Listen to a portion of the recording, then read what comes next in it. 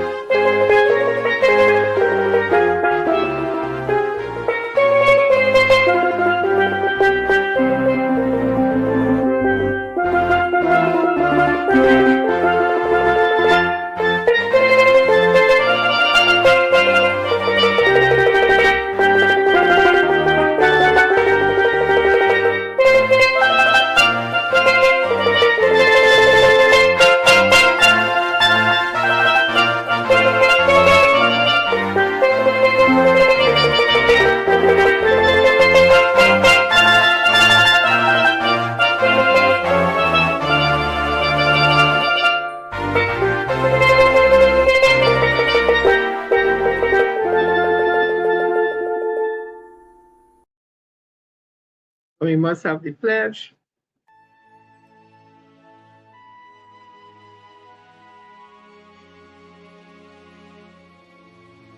I solemnly pledge to dedicate my life to the service of my God and my country. I will honor my parents, my teachers, my leaders, and my elders, and those in authority. I will be clean and honest in all my thoughts, my words, and my deeds. I will strive in everything I do to work together with my fellow men of every creed and race for the greater happiness of all and the honor and glory of my country.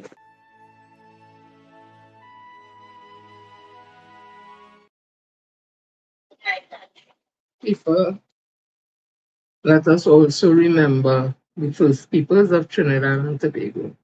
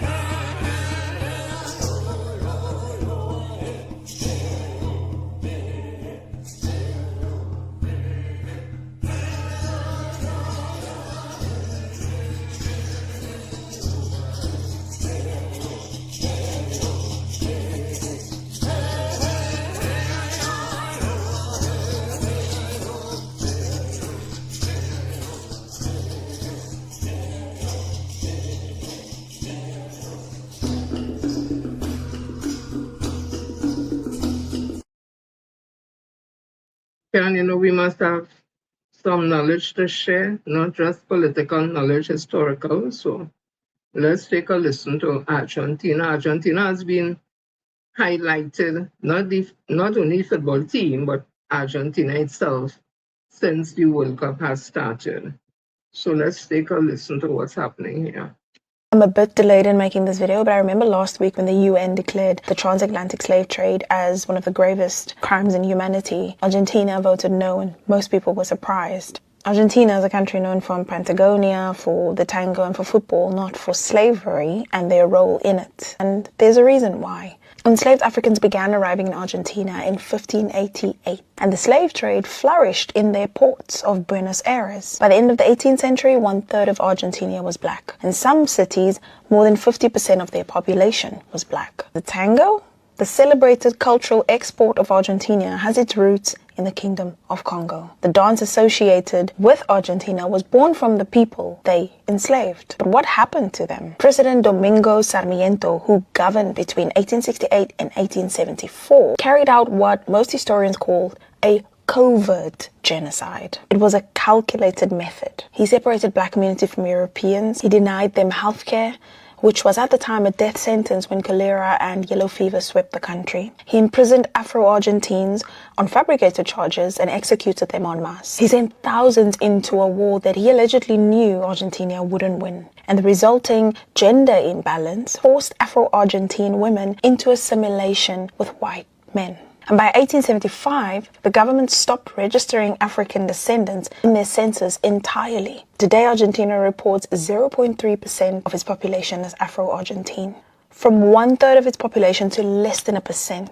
And it didn't happen naturally. A common saying started taking hold: there is no black people in Argentina. With the former President Carlos Menem even going as far as saying, in Argentina, black people do not exist. That is a Brazilian problem. Then we introduced Argentina's current president, Javier Milei, and it was under him that Argentina casted that no vote. He also pursued what analysts call unrestricted alignment with the US and Israel, voting together as a bloc in multiple UN resolutions. Just weeks ago, Milei stayed at Yeshiva University in New York and declared, "I am sincerely proud to be the most Zionist president in the world." And the irony? Argentina currently holds the presidency for the International Holocaust Remembrance Alliance. Milei has pledged an unwavering conviction to defend historical truth and the memory of victims. Argentina is championing the memory of one genocide while voting against acknowledging another. Argentina's no was, if you knew the history, entirely predictable. It is the latest chapter in the story beginning in 1588,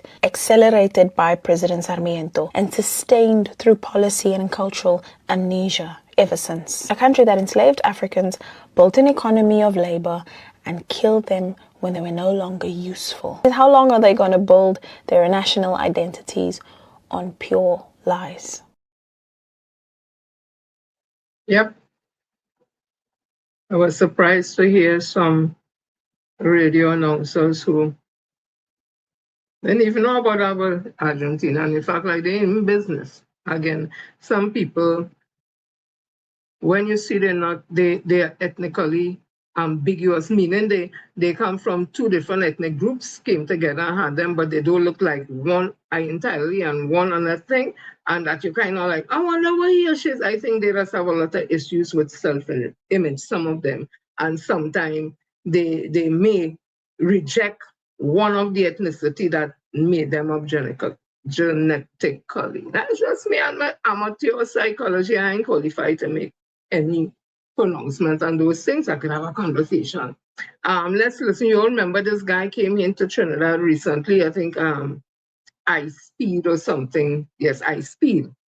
He was here, he loved the food, he loved that. He is an international social media influencer thing, having millions of supporters and all that. Young people will know more the thing than me. Listen to what he faced when he was in Argentina. It has been reported.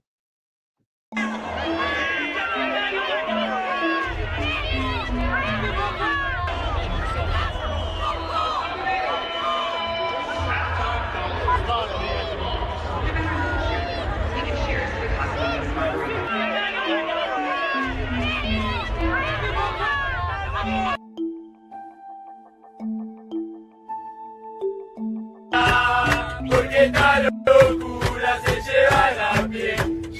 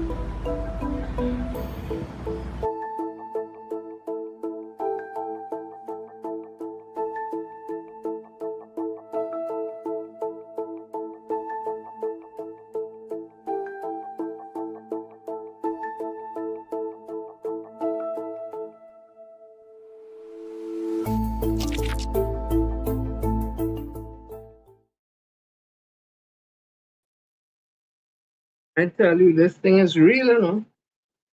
And you see this We Are the World?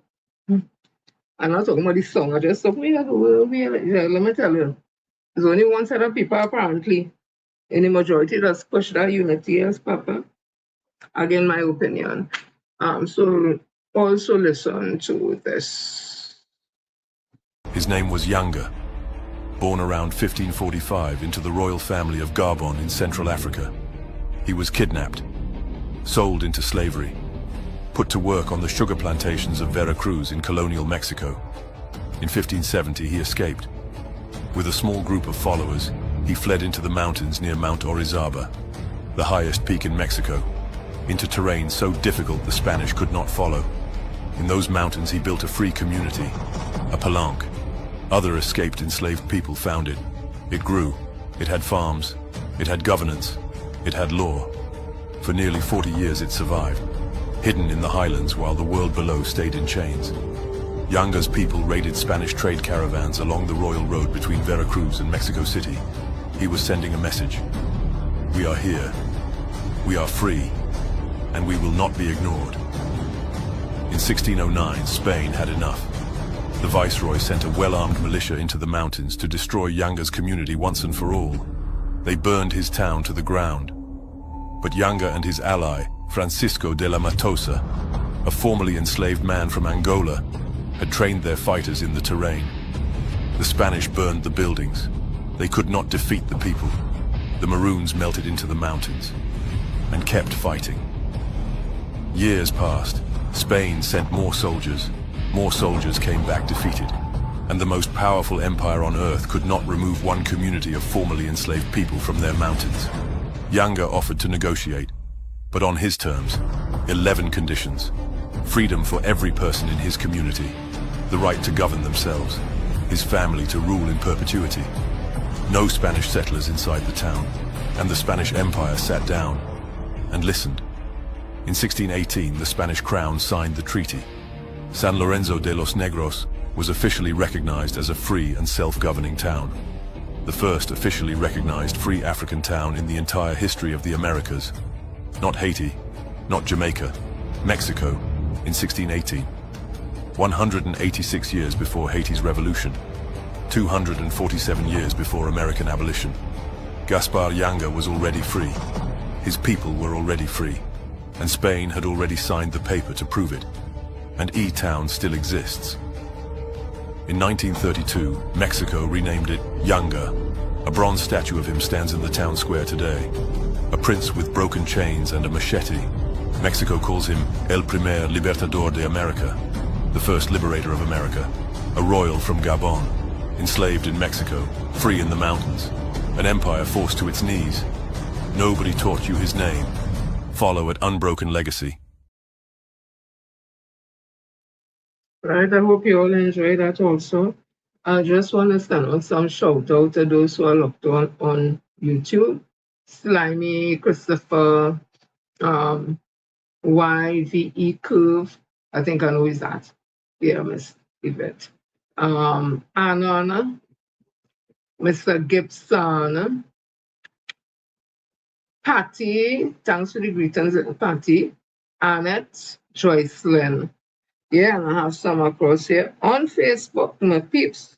Miss Yvette, Miss Anne, Andrew, all the way from the UK, Zion, Bolty, Emmeline, Charles Priest, my whole family from up Puna, Dale, Sarah, Roslyn, and Miss Angela. I was calling you all out now because I may not get chance during the show to do that, and all those who looked on after. So some more nice news again, and this is from Trinidad. Now remember this weekend had some pan show, something on steel. I can't remember the name of proper, Dane Gunston and friends and others. I just saw a little peek of he and his son. Once is specially able children, them is Medudus, right? His son, Daniel, is brilliant on the pan. He is a part of the Down syndrome community. I'm bounce them up most of the time when I go to the Down Syndrome Family Network convention or any programs they have. And that they're the president of that organization doing really, really good work. Mr. Glenn Niles and his whole team. Beautiful work they're doing to bring awareness to the country, to parents who have children who have Down syndrome and have different abilities. And yeah, just to let people be aware. And please, you all help in any way that you can. Just like Lady Hocho and all those other schools that treat with children who have Down syndromes and have special learning abilities and special physical challenges. Yeah, help in any way that they can. They are people too. They can be productive citizens of this country given a chance. They may not do it the way that you want them to do it, but they can still produce and be a part of. So big up to the whole community. I call them angels without wings. So listen to a little bit of Dane Gulson and his son, handsome son, Daniel, on the pan.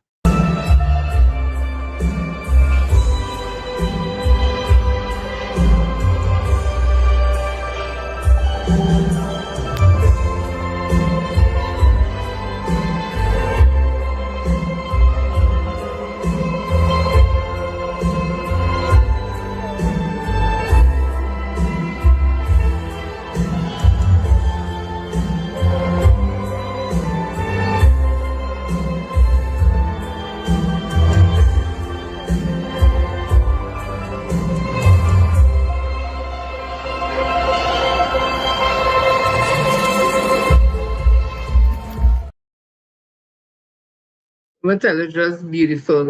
And he's a dresser too. Hey, well, they want nothing with his styles. Now the hair had to be intact, the clothes, the shoes, everything.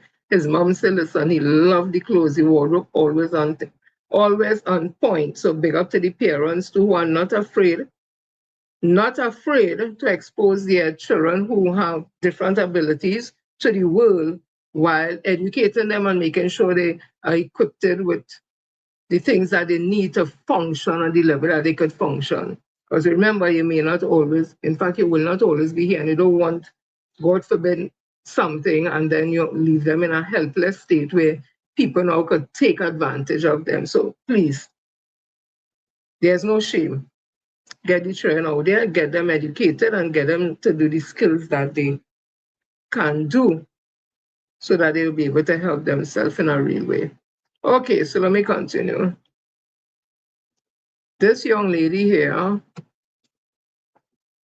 she's from Holy Faith Convent. You know, around this time we have all the children excelling in academics, one way or the other, some of them technical and all that. So let me just give you a little thing about her.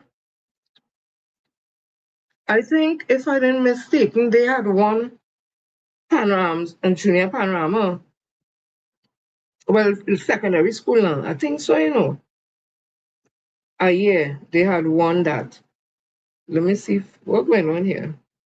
I'm trying to open this thing here to see exactly what it is they were speaking about. So let me try one more time. Okay, so it says here, and let's follow them on the page. Holy Faith Convent. Congratulations to Charisma Gilks. Holy Faith Convent Penal proudly celebrates the outstanding achievements of Charisma Gilks, who had earned second place in the Caribbean and the distinction of being Trinidad and Tobago's top-ranking participant in the 2025-26 Eric Williams School Bags Essay Competition, co-sponsored by the Eric Williams Memorial Collections and UNESCO. This remarkable accomplishment reflects Charisma's dedication, intellectual curiosity, and excellence in research and writing. As she graduates from sixth form and embarks on her journey in tertiary education, we, not me, yeah, but I too, yeah, but the school congratulates her on this incredible milestone and wish her every success in the exciting chapter ahead. They said, your achievement has made your school and your country proud. Congratulations, Charisma. And we too at Bounce Up Central and let me talk the thing unfiltered and we whole family and all the peeps, we do wish Charisma Gilks all the best in her future endeavors. I also saw this and I said, but why not? She damn right. This young lady here, this pretty young lady here, I saw on Facebook, her mother, who is a social media influencer. I wouldn't call name, I won't get no lily with nobody, but I saw it, and in the spirit of children excelling, I thought that it was really nice. And she was saying that why not, she not show, but show what her child would have done. And I say, girl, you're damn right. Congratulations to this little cutie. Don't know the name, but whoever you are, sweetheart, continue going. I kind of zoom in on some of your things. I see excellent contribution and this and all kind of bacchanal and whatever. But you continue doing you, darling, and continue reaching for the stars. Keep on being a star and know that the world, the sky, everything is the limit. It's what you put into it that will make it different. So to that influencer, you're damn right. You're proud of your child, and that's how we should be. So let me continue. Just a minute.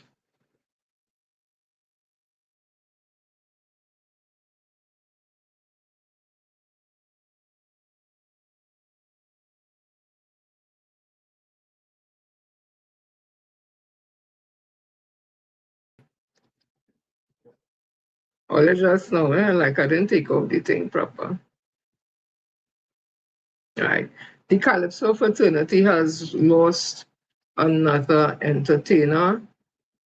We just recently, they would have buried Oscar B, who, you know, his fame is from was from Barney and the Dragoness for years, and then he came with Butterfly and the Tatty. Listen, brilliant entertainer. I enjoyed parties where he was at. He was buried recently, and then we lost Bill Trotman. Mr. Bill Trotman. I thought I had this stuff here, but you can always come back to that. So let me just read a little of Bill Trotman if I have it here. Give me a minute. Bam, bam, bam, bam, bam, bam, bam, bam, mommy, mommy. Da, da, da, da, da, bam, bam. Hey, God, I love that. I dress up in school clothes and thing at party and all that. Good, yes. So the Calypso fraternity mourns loss of 2 veterans in 1 week. Trinidad and Tobago Calypso fraternity is mourning the loss of 2 of its veteran entertainers within a week, following the death of celebrated cultural icon Bill Trotman on Wednesday evening at the age of 92. Trotman passing comes just days after the death of the mighty wanderer Peter Terrell Herbert, 85, who died last Saturday. Both men built reputation as far more than Calypsonians, with successes in other aspects of the performing arts, locally and abroad, with over 3 decades of long careers. One more than 6 decades, Trotman established himself as a poet, visual artist, sculptor, composer, comedian, master of ceremonies, and cultural ambassador, whose work celebrated Trinidad and Tobago's heritage. Born in Port of Spain, he spent part of his childhood in Woodbrook before moving to Movan at the age of 10. Influenced from an early age by renowned cultural figures, including Geoffrey Holder or Guthrie Holder, he developed a lifelong passion for the arts. His involvement in community activities, including helping to build the Movan Community Center in 1945, laid the foundation for his enduring commitment to preserving local traditions. Trotman entered into entertainment came during Carnival 1954 when he participated in a masquerade performance and impressed audiences with his limbo dancing. That experience launched a remarkable artistry journey that would see him become one of the country's most recognized cultural personalities. Throughout his career, Trotman performed internationally and shared stage and experiences with global stars, including Mick Jagger, Nat King Cole, Roberta Flack, and Bob Marley. Although he first performed under the sobriquet Lord Flying Fish, he later adopted stage name Trinidad Bill, embracing his role as an ambassador for the nation's culture. Beyond the calypso stage, Trotman expressed his creativity through literature and visual arts. He authored several books, including The Search for Bill Trotman, I Love Myself, published in 2005, and Look Me, Your Carnival Man, a 2014 biography chronicling his carnival experiences. His paintings and sculptures were exhibited locally and internationally, with his latest exhibition, I See My Culture, currently on display at the Art Society until Sunday. The exhibition showcases decades of artistic work reflecting Trotman's deep love for carnival, calypso, and TNT identity. Trotman also contributed to the film industry, working on productions including Half Moon Street, 1986, and Julia and Joyce, Two Stories of Two Dance Pioneers, 2010. A national award recipient, he remained committed to preserving the country's artistic legacy and had wanted to establish a heritage house and art gallery to showcase his extensive collection of artwork, costumes, and cultural memorabilia. The mighty wanderer, whose career also spanned more than 6 years, was born in San Fernando in 1941. Before becoming a household name in calypso, Winchester worked as a reporter, photographer with the TNT Guardian and later the Express during the 1960s. His journalism career ended after Guardian's South Building was destroyed by fire, prompting him to devote himself fully to music. Tent operator Charles Clark encouraged Wanderer to specialize in humorous calypsos rather than political commentary, advice that shaped the direction of his career. Following the closure of Clark's San Fernando's tent, Wanderer established the Wandering Roving Brigade, a South Trinidad calypso tent that was a launching pad for several performers, including Gypsy, Winston Peters, Lady Gypsy, Lynette Steele, Lord Campanero, Lady Jane, Lady Tiny, and Burnell C. Yeah, so that is just some of our artistic icons who would have passed recently, along with also Huskabee, Rising Glory, and Be Among the Stars. Ashe. So let me continue. I'm seeing here that somebody would have written just now. They were speaking about the CCJ, remember? This Prime Minister, she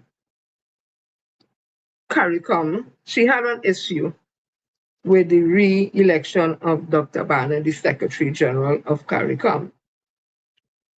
And there was a lot of toing and froing and back and forth and all that. And the last CARICOM meeting they had, as a government meeting, there was a decision to send that the situation with Dr. Barnett to be CCJ, Caribbean Court of Justice. But we know there's a time that our Prime Minister would have spoken about the fact she don't support the CCJ because you don't have enough Indians and things to that. Right? She would have said those things. We didn't make it up. So I'm happy that she has confidence now in the CCJ. So I asked, is it that it has plenty Indian on it now? And I'm just asking because I didn't really go to look to see what's the composition. My bad. So this was July the 11th in the Daily Express. CCJ, the Convenient Court of Justice. Oh, and she also predicted that in time to come, it will be the Caribbean Court of Injustice. Right. So the decision by CARICOM heads of government at their 51st regular meeting in Castries to refer the reappointment of Secretary General Dr. Carla Barnett to the Caribbean Court of Justice, CCJ, for an opinion raises an uncomfortable question are the region's leaders asking the court to resolve a political impasse that they were unwilling to settle for themselves. The request prompted by Trinidad and Tobago's objection to Dr. Barnett's reappointment leave the Secretary General in office while the CCJ considers an advisory opinion. On its face, that appears prudent. In reality, it postpones rather than resolves the issue. The irony is difficult to ignore. CARICOM's highest public servant now finds herself in administrative limbo, while the institution she leads awaits illegal guidance on a matter that arguably should have been addressed through established executive processes months earlier. The CCJ unquestionably has jurisdiction to issue advisory opinions under the revised Treaty of Chaguaramas, but advisory opinions are precisely that, advisory. They carry significant legal authority, yet they do not automatically settle the political question that gives rise to them. Once the court has spoken, the matter still returns to the conference of heads of government for implementation. That raises a simple question. If the leaders must ultimately make the decision anyway, what has really been achieved beyond buying time? Equally troubling is the human dimension. Whether in government, business, or international organizations, succession planning for senior executives normally begins well before a contract expires. Advance notice protects institutional continuity while respecting the individual occupying the office. Those safeguards exist for good reasons. Leadership transition should be orderly, professional, and above all, dignified. But instead, the region's top civil servant has become the subject of a highly public dispute. Regardless of the eventual outcome, that public uncertainty risks weakening the authority of the office itself. Every decision, every public appearance, and every engagement with international partners is now viewed through the lens of an unresolved leadership question. There's another irony. Trinidad and Tobago proudly hosts the headquarters of the CCJ in Port of Spain and has championed the court's role in interpreting the revised treaty. Yet, it continues to retain the Judicial Committee of the Privy Council as its final appellate court for domestic matters. Asked in Castries whether Trinidad and Tobago will now adopt the CCJ as a final court of appeal, Prime Minister Kamala Persad-Bicester answered, not at this time. The juxtaposition inevitably invites criticism. The court is considered sufficiently authoritative to help resolve a sensitive dispute amongst regional leaders, yet not sufficiently trusted to serve as the final appellate court for Trinidad and Tobago's own citizens. Whether that criticism is entirely fair is almost beside the point. Perception matters, especially for institutions whose legitimacy depends upon public confidence. I'm almost finished and I wanted to read to the end, so bear with me. Could there have been another way? The Caribbean possesses no shortage of distinguished jurists and constitutional scholars. An independent panel of eminent regional legal minds could have provided a rapid opinion on the contractual issues while allowing the heads of government to assume responsibilities for the final political decision. Instead, the matter has been placed before the court, ensuring weeks of uncertainty for the Secretariat and prolonged public debate over the Secretary General's future. The broader issue extends beyond this particular appointment. Regional institutions derive their strength not only from treaties and legal provisions, but from the confidence they inspire. The Secretary General office deserves protection from unavoidable political controversy. The CCJ deserves to be seen as more than a convenient mechanism for postponing difficult decisions. And the Conference of Heads of Government should be prepared to exercise the executive responsibility entrusted to it. Leadership sometimes requires difficult choices. Referring complex legal questions to the court is entirely appropriate when genuine treaty interpretations is required. But courts should not become substitutes for political decision-making. The Castries summit has ended. The advisory opinion will eventually come. The largest test for CARICOM is whether its leaders emerge from this episode having strengthened or weakened the institution that hold the community together. And this was written by Julian Rogers, who is a Caribbean journalist and communication consultant. I thought it was important to read the whole thing. So let me continue. I'm seeing that Amalgamated is challenging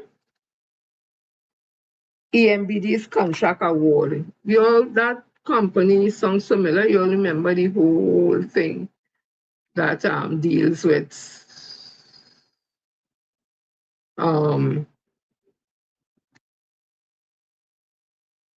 Dr. Rural Munilal and the contracts and everything that went on there. Remember that? And that, I think that's a civil matter. So I don't know where that going. And I'm now seeing something here. Just let me rock back a minute. We did do something for Bill Trotman. It's important that we play these things. So let me just play this.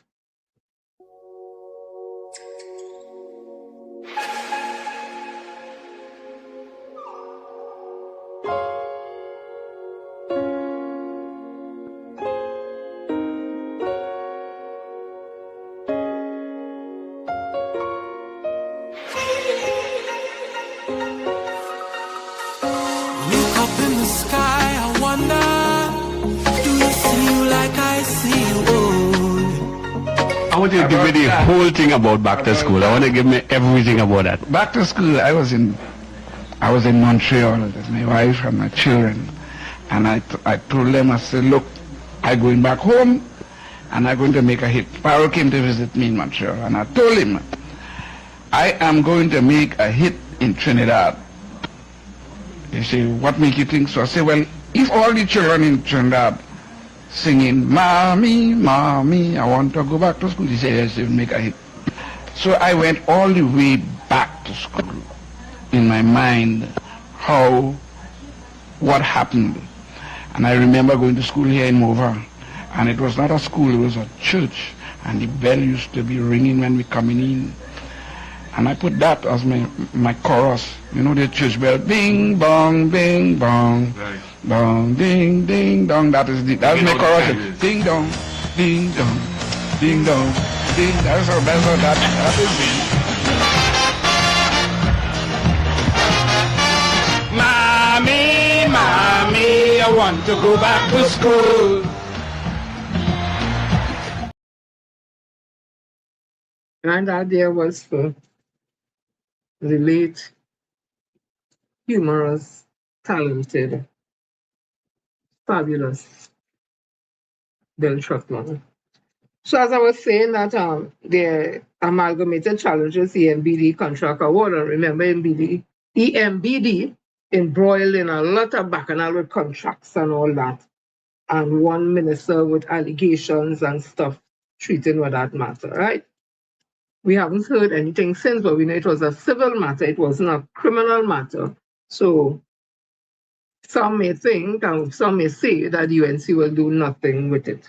Again, that's an opinion and that is an allegation, right? Amalgamated Security Services Limited has challenged the Estate Management and Business Development Company Limited EMBD decision to award a contract for security services in its central zone to SWAT Security Company Limited. The challenge has been filed before the Office of Procurement Regulation, OPR, under the review procedures established by the Public Procurement and Disposal of Property Act, Public Property Act. According to an order issued yesterday by an OPR hearing panel chaired by Sparkle Kirk Selman, with members Raymond Smith and Jason Matthews, application for review was filed on April the 8th, and this article is July 11, 2026. The panel noted that under Section 54 of the Act, it is required to determine within 3 days of receiving the application whether the procurement process should be suspended pending the outcome of the proceeding. That decision is due on or before Monday. So I will look and see if I see anything there soon. That is happening there. I wouldn't go on to read much more about it. But as I'm saying that, what has happened with the 3-point-something billion and the land laid or land gate or land TT, whatever, where there's allegations of the minister, Saddam Hussein, some type of involvement in that. What has happened? We know that that whole thing is on hold or has stopped. But what happens after? Will we hear anything about that? So I'm just asking. San Fernando. This is San Fernando. Bacchanal up in San Fernando. There seemed to be a garbage issue. Garbage is piling up. Let's take a look and a listen.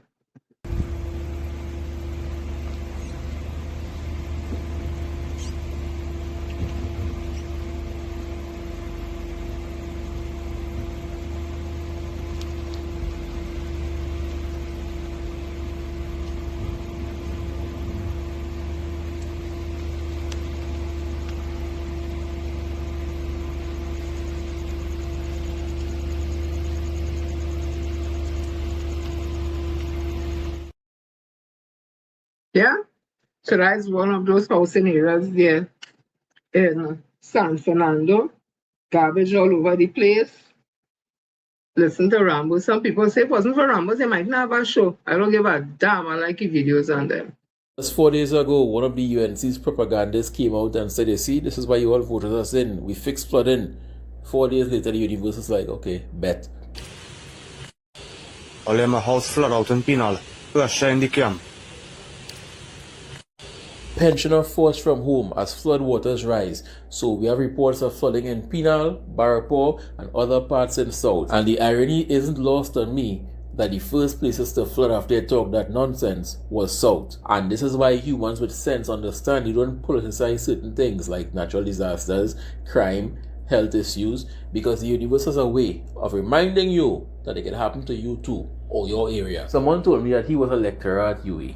And I am still doubting it to this day. Like, to this day, I'm still doubting it. Because if he can be coming on social media and talking this level of nonsense publicly, imagine what he was saying behind closed doors in the halls giving a lecture. If that is true, and he really was a lecturer at UE, there needs to be some kind of reevaluation of every student that passed through one of his classes. But I'm sure they're out there talking nonsense right now. And hey, Megu, I know you're running to your AI propaganda page where you're going to start posting angrily, but wait, give it an hour again. I have this video, and then I have one coming on Philip shortly after this. So, when I post that, maybe you and him get team up like Voltron, and start posting all the AI shit on social media. Don't spread yourself too thin. Move smart, don't move wild. Okay? All who vote you and see they said this is how they last song. And I didn't say that, all the two. Bad with all yourself. Listen to them. When you voted for the UNC and realized you mess up.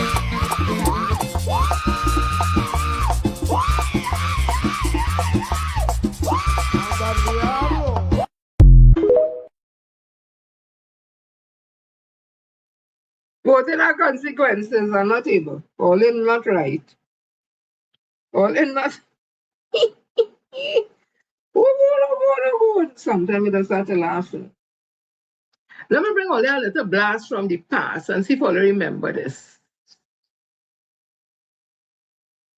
How could he afford a multi-million-dollar home in Mocha? Well, he says it's not really his. The specific house that they're talking about is owned by a company that is owned by members of my family. And as a consequence, I am not party to that transaction. I have no investments in the house. His attorney, Faris Alwari, who was present, sought to further clarify the issue. It's a perfectly lawful organization for purchasing homes and entities that people use corporate vehicles to do that. The reason is that you get a significant savings on a future transfer for stamp duty. The stamp duty on a sale of property is on a sliding scale. Everyone knows that because taxes and things are very much in the public realm. And the stamp duty on the sale of shares on a company is 0.4%. So it's a perfectly well-organized transaction, and there's nothing untoward. It's standard in the industry. Ting said all his transactions from vehicle purchases to his involvement in the St. Joseph Foundation as well as credit cards are all above board. And with details of his personal business transaction in the public domain, he now wants First Citizens Bank to explain why and how confidential information was leaked. He says he also expects things to get worse as the election day draws nearer, and he is already alleging that some of his supporters claim they are being threatened. The former priest says, however, his campaign will continue to remain clean. They have been calling my election agent, they have been calling my personal secretary, they have been calling everybody, and they have been making subtle threats. I have also been told that in fact they have hired an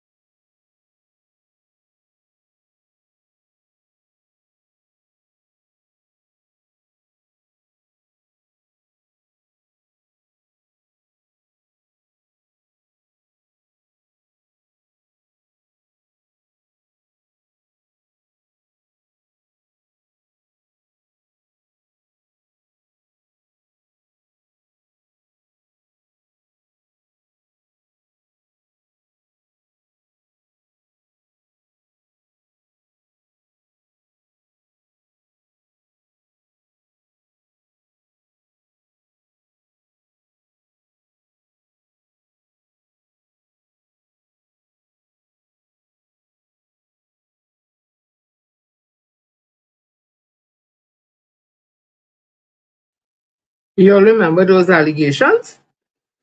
No, what I want to ask you all is this. Isn't that the same gentleman who is now in the UNC and a minister in the Ministry of Finance or something? So is that the same gentleman? I could be totally wrong. From St. Joseph, he was the candidate of the, I think, something, Sarat Singh or something. Is it? Let me tell you something. This politics thing right here, you know, it's not right here. That was a blast from the past, all those allegations. Look at another blast from the past. Container full of food products destined for Toronto from Trinidad and Tobago was found to contain liquid cocaine in orange juice containers. According to the report from Kendra Mangwine, CTV Toronto Royal Canadian Mounted Police said the investigation began on the 16th of November when Canada Border Services Agency officers were inspecting a shipping container at the port of Halifax. Among the items uncovered were approximately 44 liters of liquid cocaine, which could be converted to an estimated 24 kilograms of powdered cocaine. Canada Border Services Agency said the illicit drug was concealed in more than 40 cartons of orange juice. The officers seized the cocaine and contacted the Royal Canadian Mounted Police, triggering further investigation in the Toronto area. This led to 46-year-old Norris Williams of Whitby and 46-year-old Lincoln Strachan being charged with possession for the purpose of trafficking, importing drugs into Canada, and conspiracy. The men appeared in court on the 30th of November and were released. They will reappear in a Brampton court on the 22nd of January. In December of 2013, there was a similar incident where there was a $100 million drug bust in the U.S. involving Trinidad juice cans. Custom officials had seized 732 pounds of cocaine concealed in cans of fruit juice in a shipping container at the port of Norfolk on the 20th of December. You'll remember that? Okay. So let me continue. So I just found them and say it's a good blast from the past. So there's a lady, a woman by the name of Suzette Lowy, I think that's her name. I'm not sure where she lives. I know she does a lot of videos, a lot of things. I think she supported UNC. I don't know if at one time or 2 times, 3 times, but no, she speaks out on a lot of issues and I find them very informative. I do listen and stuff. It seemed that there's some situation that has developed with something one of the minister in the ministry are housing. The one who it look like it's a pattern of behavior. I don't know. All I make all your own judgment. So hear what? Let me just play it and all will make all the decision, yes. The war of words between Government Minister Philip Alexander and activist Cyat is escalating, with criticism now coming from within the United National Congress. As calls grew for political leaders to intervene, one political analyst says the country's political discourse is crossing a dangerous line. Here's more. This social media post by a self-proclaimed UNC supporter is adding fresh pressure on Minister in the Ministry of Housing, Philip Alexander. The writer says while there are no support of activist Cyat, Alexander's now deleted Facebook post targeting her crossed a line and should be widely condemned. In his post, Alexander took aim at Lowe's marriage, employment and alleged intimate images. The post calls on Prime Minister Kamla Pissabi-Sessa and the UNC Women's League to denounce the minister's conduct, arguing that women and families should never become collateral damage in political battles. Speaking with CNC3 News on Friday, Alexander defended his comments, insisting they did not amount to personal attacks. He also denied implying he possessed intimate images of Lowe. Alexander maintains that if Lowe believes his statements are defamatory, she has legal avenues available to challenge them. The public feud has spilled onto competing online petitions. Lowe's petition calling for Alexander to be held accountable has attracted more than 750 signatures. Alexander has responded with a petition of his own, urging Lowe to, quote, mind her business, which has received close to 300 signatures. Political analyst Dr. Shane Mohammed contended that the issue extends far beyond one social media exchange. He warned that politicians from both the government and opposition must understand the emotional connection supporters have with their political parties. We have to know when to stop. There has to be a line that either side, commentator, politician, observer, needs to know when to stop. When there is a line, you just stop talking altogether. Because I think we forgot one of the critical parts of political communication is that when someone stops talking, that's also a comment. Mohammed argues that repeated public controversies involving elected officials risk damaging not only individual reputations, but public confidence in political leadership itself. Asked whether he believes the Prime Minister should intervene in this latest development, Mohammed stated, quote, I don't know how many times the Prime Minister must tell big people to shut up and say nothing. CNC3 News is awaiting a response from Prime Minister Kamla Pissabi-Sessa and the UNC Women's League on the matter.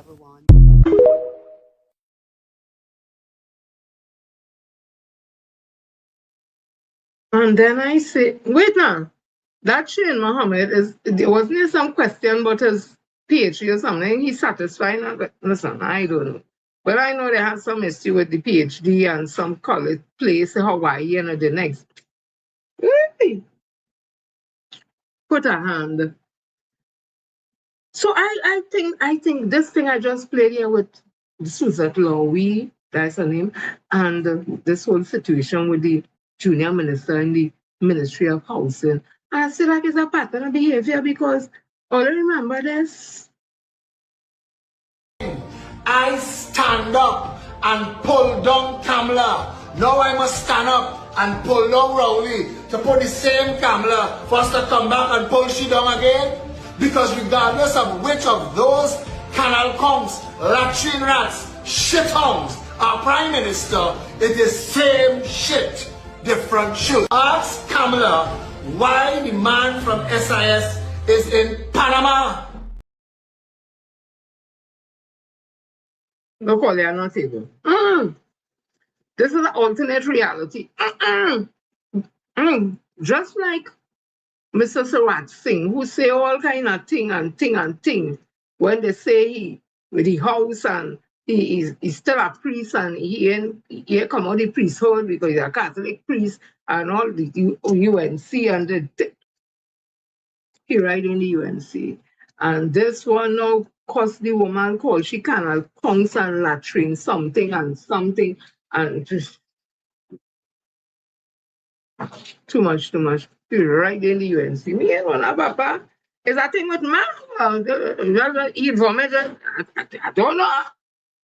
Anyways, let me move on here. Well, let's listen to this little piece of thing here. More than $510 million has been pulled from Trinidad's Heritage Fund in 6 months. The government says it went to cover state expenses But official reports don't say which ministry, which projects, or if salaries were paid with the money. The withdrawals were lawful and the fund still has over $6 billion in it. But the question is, where did the money actually go? So here I want to ask, didn't the UNC, I just asking it, didn't the UNC say the PNM take out all the money from the Heritage and Civilization Fund and the waste the money out kind of thing? I just asking it, only tell me if I'm wrong, right? Well then, where they get money from the Stabilization, Heritage and Civilization Fund? If my memory serves me correctly, they say the PNM pulled down the money and wasn't saving no money and all that. Where they get the money from, I don't understand. But there are some economists are asking some questions. This was in the Guardian, and this was yesterday, and it says here, economists are calling for greater transparency from the government after the latest reports on the Heritage and Stabilization Fund, HSF, revealed that more than $500 million US was withdrawn. US dollars was withdrawn over a 6-month period, with questions now being raised about how the money was used and whether the country's fiscal position has been fully presented. The latest HSF report published last Friday showed that the government withdrew a total of $3.46 billion US, $510.78 million from the fund during the period July-September 2025 and October-December 2025. Well, public officers get $20,000 part payment at the 10% we ain't finding out. Excuse me, we ain't know when we get in the rest. Public officers quite everybody nice, everybody silent, and people just have pip when UNC in office, you know, because UNC don't play. When PNM in office, PNM is the soft and gentle touch and nice and thing, and they just cost PNM on the line. They're wicked, they dictator, they like nobody, Rowley like nobody, we suffering. The country hard, Rowley's a dictator, Rowley take the money for himself, Commemorate the money. Oh God, we have mouth for some, we all over the place marching. Rowley must go, Rowley must go, Rowley must go. When UNC in office, when UNC in office, people just chew. The faster you see them chewing is because they're afraid to talk. And when you ask them, they say, Not me, no. 500 feet.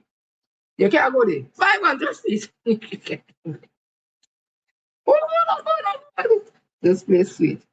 Anyhow, Mariana Brown, former Minister in the Ministry of Finance and economist Mariana Brown yesterday argued that the withdrawal should have formed part of a broader explanation of the country's fiscal position prior to now. On Friday, the budget deficit was lower than it was projected. Now, notice the finance minister made no announcement in his budget speech, never had commented or said that he had made withdrawals from the Heritage and Civilization Fund during his first budget speech. Nor did he make any statement during the mid-year review budget speech, Brown said. He contended that key financial information had been omitted. The bottom line is conveniently leaving out numbers and pretending that everything is hunky-dory. It can't be hunky-dory. Brown also took issue with statements suggesting that the deficit had narrowed despite lower energy revenues. The statement, for example, from the central bank talks about notwithstanding the reduction of oil revenues, that they were still able to lower the deficit. So that is total PR. I think PR in this case means public relations, right? He questioned the absence of updated figures on value-added tax collection, public sector back pay, and other liabilities. He hasn't said what the position is with VAT. He hasn't given a number in respect of all the back pay. He just simply said he will repay it next year. He said, Brown argued that expenses were effectively being deferred into the next fiscal year under the government's cash accounting system. The bottom line is understated expenses because the government operates on a cash accounting basis. If I expense it, it doesn't exist. He is pushing his expenses into the following year. He noted that while higher energy reserves or revenue may improve government's finances in the next fiscal year, the current financial picture was incomplete. He was not being transparent with regards to the real numbers, so he's overstating how good things are. If things were so good, you would not have drawn from the stabilization fund. Mariano Brown, also challenges the finance minister's explanation that excluded certain liabilities from earlier fiscal projection represented in conservative approach. How could you do that? You made a conscious decision to give back pay of 10% to the public servants. Mr. Mariano Brown, we did not get no 10%. Stop it. We got a partial payment at the 10%. We get no 10%, and we was hearing now 40% was cash and 60% non-cash. So apparently out of the 10%, 40% was the $20,000. So we still are waiting. Must be food card. Just not going to be book bag, and it will be shoes and sanitary pad from down in the pharmacy, down in Pennywise, and bra and things from Penny, what wonderful wool and thing. I don't know, probably, or I don't. I just don't. But nobody is saying nothing. I don't. Oh, we're rich. So we didn't get no 10%. You know that the back pay figure was about 6.8 billion. How much of that has been paid? Well, I now tell you how much that has been paid. Just 40% at the 10%. And we get $20,000 as a partial payment at the 10%, but it's really the 40%. And listen, the numbers just getting me confused. Leave me alone. How much of it has been paid? How much of that has been postponed to next year? What happens if you can't pay it next year? But I really don't know. That's why you might be getting vouchers to go by Pennywise and Wonderful World and the pharmacy and things for bra, panty, pants. I don't know. Listen, because if they could reach the talking about getting with food cards. Look, let me find our next economist because Mr. Mariano Brown making us sound very, very depressing. Let me hear what Dr. Marlene has had to say. Let me hear what she had to say because that woman, I'm not saying nothing wrong with Mariano Brown and what he does be saying. I'm just saying. Right, let me hear next you know. Economist Dr. Marlene has also called for a fuller accounting of the country's finances when Budget 2027 is presented later this year. The fiscal year ends in a few months, and Budget 2027 will provide the appropriate opportunity for the government to present a comprehensive picture of the country's fiscal position, including its borrowing program, debt obligation, and withdrawal from the HSF. She noted that was not the first time citizens had learned of withdrawals without a detailed explanation for their purpose. Citizens deserve that level of transparency. I'd stress that borrowing and drawing on the HSF are not inherently problematic, but their purpose matters. The critical question is whether new borrowing and withdrawals from the HSF are financing investments that expand the country's production capacity, strengthen future foreign exchange earnings, and support long-term economic growth, or whether they are increasingly being used to finance recurring expenditure, including the growing fiscal obligation arising from public sector wage settlement and other recurring commitments. She added, the country's debt is everyone's business. Borrowing and drawing on the HSS can be entirely appropriate if these resources are strengthening the economy, future productive capacity, and resilience. However, citizens are entitled to know how these funds are being used and whether today's borrowing is creating tomorrow's growth or simply financing today's consumption. Look, Two of them basically saying the same thing, Mr. Mariano Brown and Dr. Katz. We need to know how the money spent. We need transparency. We want to know if that money was just taken down for recurring expenditure, salaries and bills and all that, or it had to do with investment to put back money and bring back money. And we don't know. Because he didn't mention it. The Minister of Finance, Dave, who he faced looking like his neck blow a bubble because he didn't take on juicy so. He faced it nashi, and he said, see neck. No, he neck like, he had like a rest right there so, and he says, listen, the man looking, things nice, right? So he ain't tell me where he do the money. He ain't included in the budget, nothing. So this come like a bam, just so, what? Money from the Asians? But I thought they said pay and spend it all. So where they get money from? Look, too much. I'm moving on. Too much. Too much. Let me move on.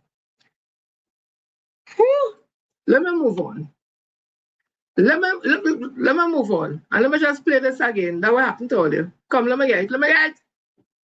When you voted for the UNC and realized you mess up.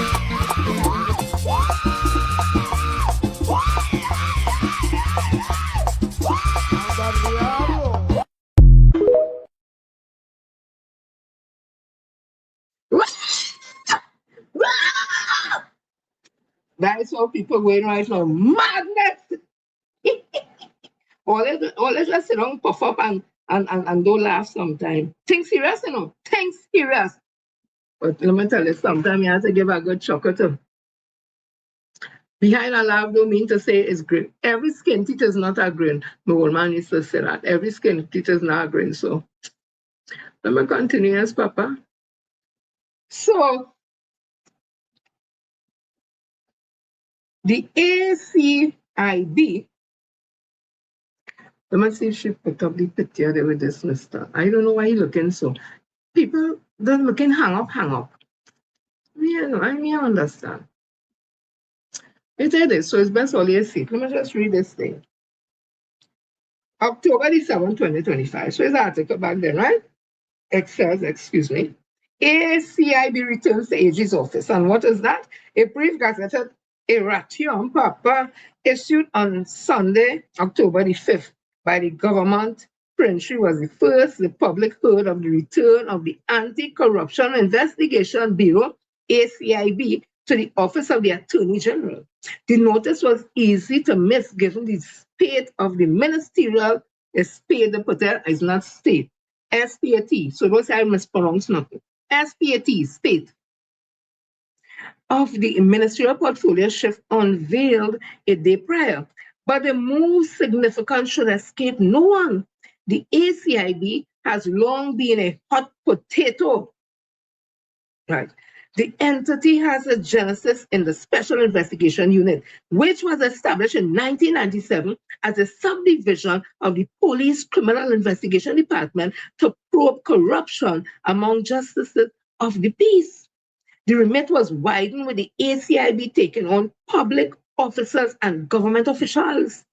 It was the ACIB, advised by Carl Hudson Phillip, that handled the ill-fated Integrity Commission filing probe into Basilio Pandey in 2002. More recently, the same unit was behind an action against former Attorney General Anand Ram Logan and former UNC Senator General Ramdeen in 2019. Now, General Ramdeen is now the chairman of NGC, where they say they're saving money by cutting from track and field, from PAN, from sponsorship. So,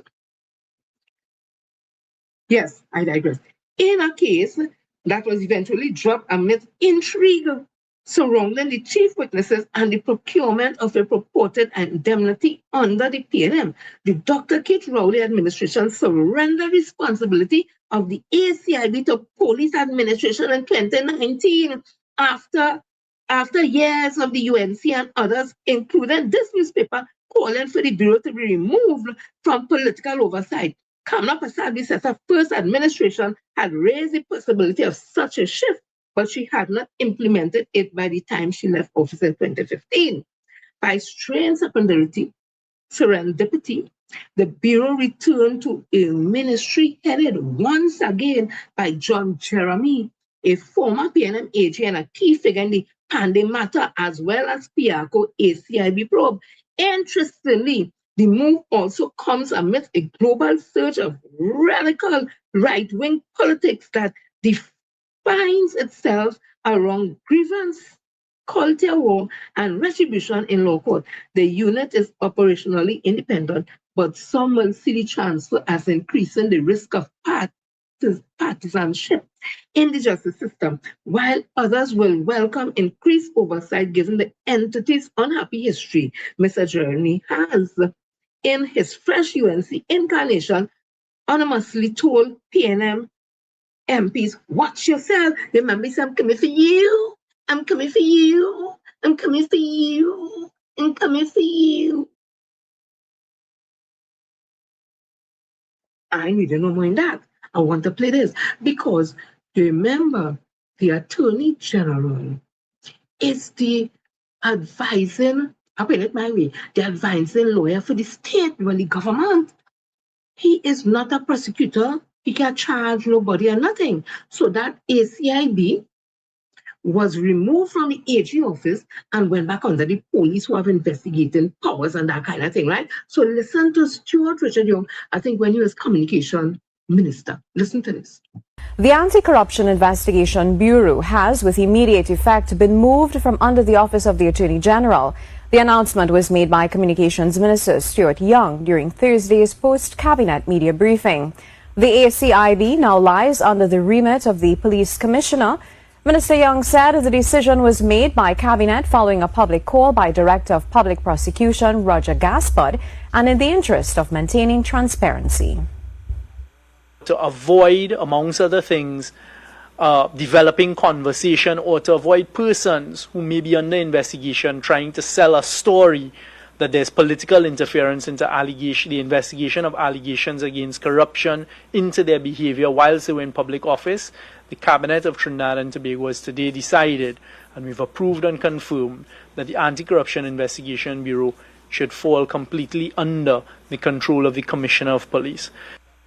A total of 54 officers currently form the ACIB, and Minister Young has said he expects a smooth and seamless transition. Now it's just the pieces are picked up from the financing side by the Trinidad and Tobago Police Service. I am sure that arrangements can be made for funds to be provided in the midterm review if there are not sufficient funds, and for funds that may not have been spent from the Office of the Attorney General to be so transferred. He clarified, though, that the change in autonomy does not affect the Office of the Attorney General's ability to take civil action, as the information for such does not come from the ACIB. Right, so let's see the thing, right? So the PNM on the advice of the DPP, they took the DPP advice and removed the ACIB, the Anti-Corruption something Bureau. Investigation Bureau, I think is it. And that does investigate ministers and this one, everybody, every damn body, white collar, everybody. And they take the advice, the PNM, and they put it back under the police. Because them is the investigative. But the UNC last year take it back and put it under the Honorable Attorney General, who say, coming for you. Coming, while he's standing in Parliament, looking across in PNM and he's saying, I'm coming for you. I'm coming for you. I'm coming for you. I'm coming for you. I don't know. I just don't understand. I tell you who it is to say school president, school lawyer. I know, not me. Put it up. I will see. I will say, I will chew back. I say, Let me continue. The people want water. The people want water. So listen to this. I'm not able. Someone asked me if I'm joining into the boycott of Blue Waters. Boycott Blue Waters, so what? Why don't boycott the beer I'm drinking and come in the comments and commenting nonsense? Here you have a local homegrown company that employs over 600 persons and exports throughout the Caribbean. Grenada, Dominica, St. Martin, Barbados, St. Kitts and Nevis, St. Thomas, Antigua and Barbuda, St. Lucia, Jamaica. The #1 bottled water company in the English-speaking Caribbean came from Trinidad and Tobago, and we must destroy that. Send home those 600 workers because some old hag believe that they alone have a right to the wealth in Trinidad and Tobago, so they alone must make money. Go and shoe Blue Waters all in the car. Left door pocket, blue waters. Right door pocket, blue waters. Empty blue waters bottle in the car, I think, because sometimes you only move and the blue waters run out. You know what others do? Find the nearest outlet and reach for more blue waters. Blue waters already counter in my house. You know the irony? I didn't used to buy these big bottles, you know. But since Parrot stopped giving the West water on time, I just start buying water now. So blue waters there, all in the car. Look, the strap up heading home to replace it 12 already home. And I open the fridge and I want something cool. Look at what's in my face. More blue waters and cran water. I don't care what nobody say. If it's not blue water, it's cran water. I don't even want the cran water. Throw the whole cran water bottle away. The mother water and then the taste nasty. Imagine you drinking something and it burns up your chest like you're drinking battery acid. But I noticed some members in the congregation, that kind of burning sensation is normal because they are accustomed drinking beer rum anyway. So to them, liquid is liquid.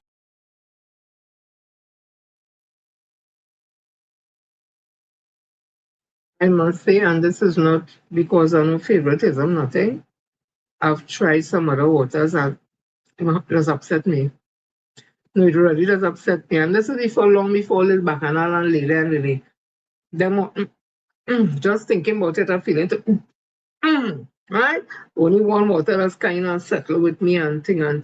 So Rambas, I hear you, boy, I hear you. But listen now. SM Jalil gets Carl water contract because remember, they stopped the contract that Blue Waters had with Carl. Carl is Caribbean Airlines Limited. They stop it and they have a new water supplier now, and that water supplier is SM Jalil, and their water is Oasis. So the Majority State Caribbean Airline Limited, Carl, has awarded a contract worth $405,000. That's no. Let me see. No, I call it not the figure for it because I'm not in that mood right now. 405,600. Okay, so let me try. $405,600. Right? Okay. To SM Jalil and Company for the provision of bottled water according to the second to last entry in the airline's procurement platform. Carl said it awarded the bottled water contract to SM Jalil on July the 8th. The contract came 3 days after the Sunday Garden reported that on July the 1st, Carl decided to discontinue using Blue Waters, which it had served on flights for over 15 years. I ain't going to read no more. Carl served Dasani, which was produced by a subsidiary of the Coca-Cola Company, for a few days until the contract with SM Jalil was implemented. SM Jalil produced several brands of water, including Oasis, which is purified and distilled. Congratulations, I guess.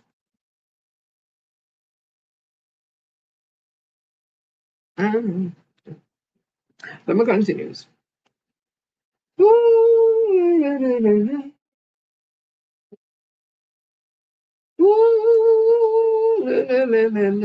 Me can't sing it. So I'm seeing the matter with the Hardys, that's Genevieve and her husband Dominic. I think that's the name, eh? Well, you know, they matter back and forth in court and things. So I'm seeing now a judgment.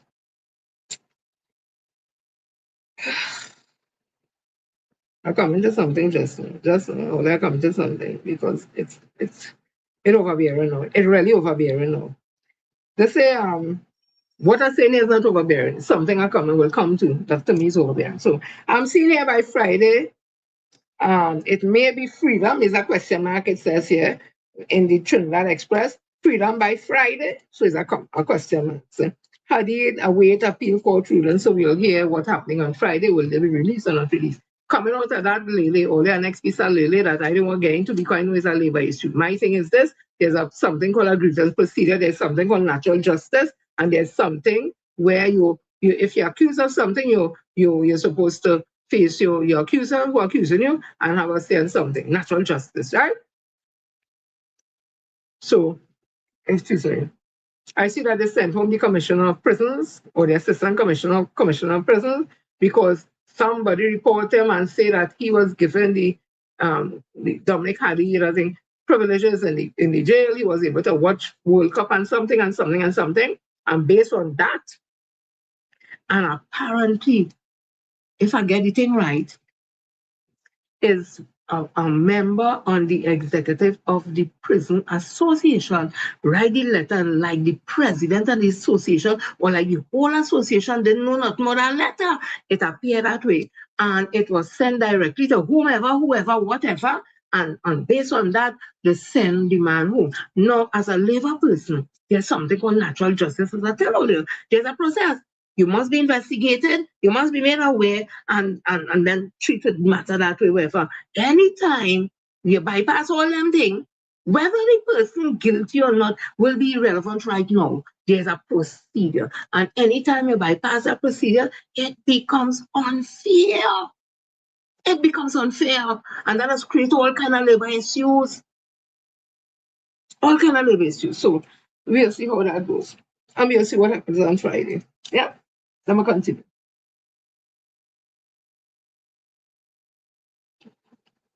So, the big talk now is about data centers. And this country is looking to get data centers. And this is not 2010. And in the days when people were dressed, you remember the protests against the smelters?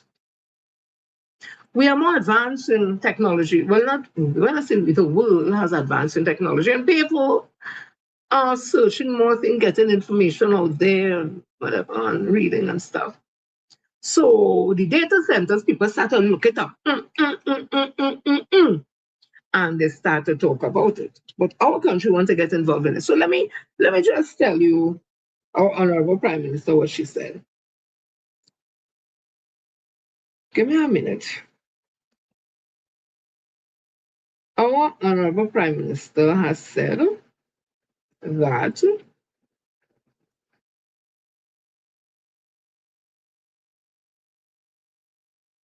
it was in Trinidad Express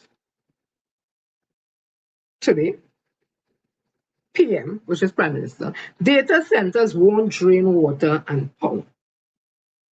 Prime Minister Kamala Prasad-Bisesa says the establishment of data centers will not put a strain on the country's water and electricity resources. I want to stick up in here just, and without a strain, we already having some challenges with water. There are some communities having challenges with electricity under normal circumstances, but by and by, Ting does really handle scene, to be honest. If it go now, long time when Koran go, let me find you. It's whole night. You're going to come because them big truck come in, let me tell you, and them ain't coming one time to see about nothing. So you have to sleep through the night before you can get called next day. Now, as something go boom, you sit here and they come and zzz, right? They go like that. But the point I'm making is, don't we have little outages and breakdowns and all that under normal circumstances? And for water, well, people boiling, the people want water, they ain't getting no water. Here and our water, here and our water, here and our water. Although under Marvin concerns, you must admit the water supply had kind of started to improve and all that because old pipe and who it turn on the cock spur man, I think it's cock spur or called a cock burn man or some man. We said turn on the water when that man dead or he retired, whatever, like nobody else over the cock spur was the cock turner was whatever to come and turn on the water and these are problems but things were picking up because there were what's a thing being built, a thing with water and plant and right, and I got Marvin Gonzalez, you know what, we don't know. Anyhow, I digress. So our beloved Prime Minister said there will be no strain on the water country, the country's water and electricity. That was in response to the Express yesterday. The Prime Minister said those complaining about the proposed development should get off their high horse. Nothing that widespread littering was happening across, noting that widespread littering was happening across the country. Okay, I don't see how the two things connected. If people have a concern about water and electricity and they complaining about the data center because of what they're hearing, what that has to do with littering all over the city or the country, and why tell us to get off our high horse? I don't think that's a high horse. I think it's a concern, but I am not I am not, so basically they're saying that there will be no disruption, no problem. So get off your high horse. I can't even ride a horse. So I'm not up on the horse in the first place. So it's nothing to get over. All right? So let me see if I get this here. This is in the Newsweek, another Trinidad newspaper, July 9, 2026. National Day of Protest Against Data Centers on July the 18th. The National Day of Protest Against Data Centers is planned across the US, United States, for July the 18th, as community backlash over the development of artificial intelligence AI centers continue to grow. Human First, a conservative advocacy group, says the demonstrations are intended to pressure local, state, and federal officials to protect communities from rising utility costs, water demand, noise, land use change, and what it describes as national security risk tied to rapid AI expansion. The group said that while more than 4,000 data centers have been built in the US, 70% of Americans oppose having one in their community, a figure recently revealed in a Gallup poll, right? Amy Kremer, chair of Human First, told Newsweek the group expects a good turnout on July the 18th as more Americans are signing up every day to join them. When asked about the possibility of future action, Kremer said the group was fully focused on July 18th, but to stay tuned for what comes next. Right? I will leave that there for now. So in America, about 50 cities are planning protest action July the 18th against data centers, building in communities. That is America. That is our first world country. So listen to some other advocacy, because let the people talk, Papa. Me, I know much about this thing. Let me get it. Let me get the thing. Let me get the thing. Who is Hummingbird AI Holdings Limited? Now, that's a question that every right-thinking citizen of Trinidad and Tobago should be asking themselves, especially those who are concerned about data centers coming to Trinidad and Tobago. The Prime Minister announced that MOUs were signed with 2 companies for the installation and operationalization of data centers across Trinidad and Tobago. One of those companies is Ernst & Young. Now, it's not going to take a lot to be able to find Ernst & Young on the internet, and also to see that they're one of the big four accounting firms globally. So finding information on Ernst & Young is relatively easy. Hummingbird AI Holdings Limited, or LLC, is another story. Now, there's very limited information if you do a search on Hummingbird AI. So I went a little step further and did a deep dive into who this company is and who are the stakeholders behind this company.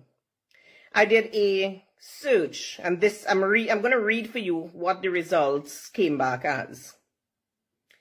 There is currently no active registration or verifiable paper trail for an entity named Hummingbird AI Holdings LLC or Limited in any major U.S. corporate registries. While international press releases and statements from Trinidad and Tobago's Office of the Prime Minister explicitly describe the firm as a Florida-headquartered company, public corporate records show a complete absence of the entity. So according to the public corporate records, this company does not exist. Florida Sunbiz, a search of the Florida Division of Corporations, reveals no active company named Hummingbird AI Holdings. A completely separate entity named Hummingbirds AI Inc. exists in Aventura, Florida, but it is an unrelated 11 to 50 person facial recognition software startup founded in 2020. Delaware.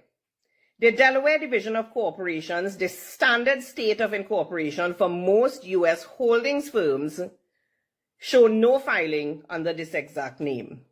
The Security and Exchange Commission, the SEC, the federal EDGAR system reveals 0 capital raises, Form D, ownership disclosures, or regulatory filings for Hummingbird AI Holdings Limited, or LLC.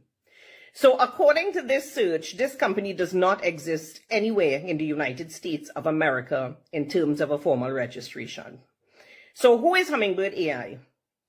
And who are the owners of Hummingbird AI? And why is it that we cannot find any information relating to who this company is and who are the owners or founders of this company? Is this going to be another Bridgman's Associates situation? Why is the media not delving into this to find out, to have someone deployed in Florida and to do a search, investigate where this company is located and find out who the owners are? Because according to this information, there is no registration in any of these registries for a company called Hummingbird AI Holdings Limited. The government of Trinidad and Tobago needs to come clean and to tell the people of Trinidad and Tobago who is this company, who are the owners of the company, and how are they qualified to be entering into an MOU where taxpayers are going to spend billions of dollars to build the infrastructure to host an AI data center that this company would be involved in running. Trinidad and Tobago, according to these searches, this company does not exist in Florida. The government of Trinidad and Tobago needs to come clean with the citizens, and they need to provide information relating to this company. What the honeycomb I hear in here, boy. Well, I know the company Ernest and Young or something. I hear them that name already and thing. But this woman here, we're talking here, is saying the other companies that this government entered an MOU with to build these data centers, it didn't exist. This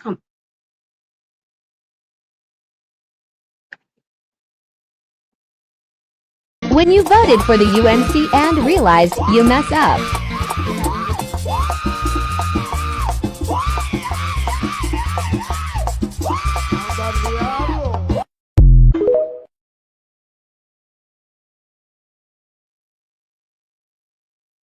I didn't vote for the UNC, but I had to play it because I feel the ball like that. Let me continue.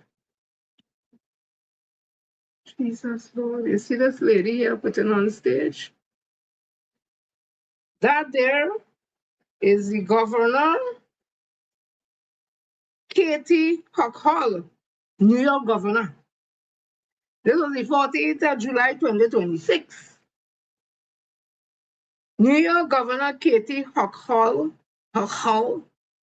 signs nation's first data center moratorium on building.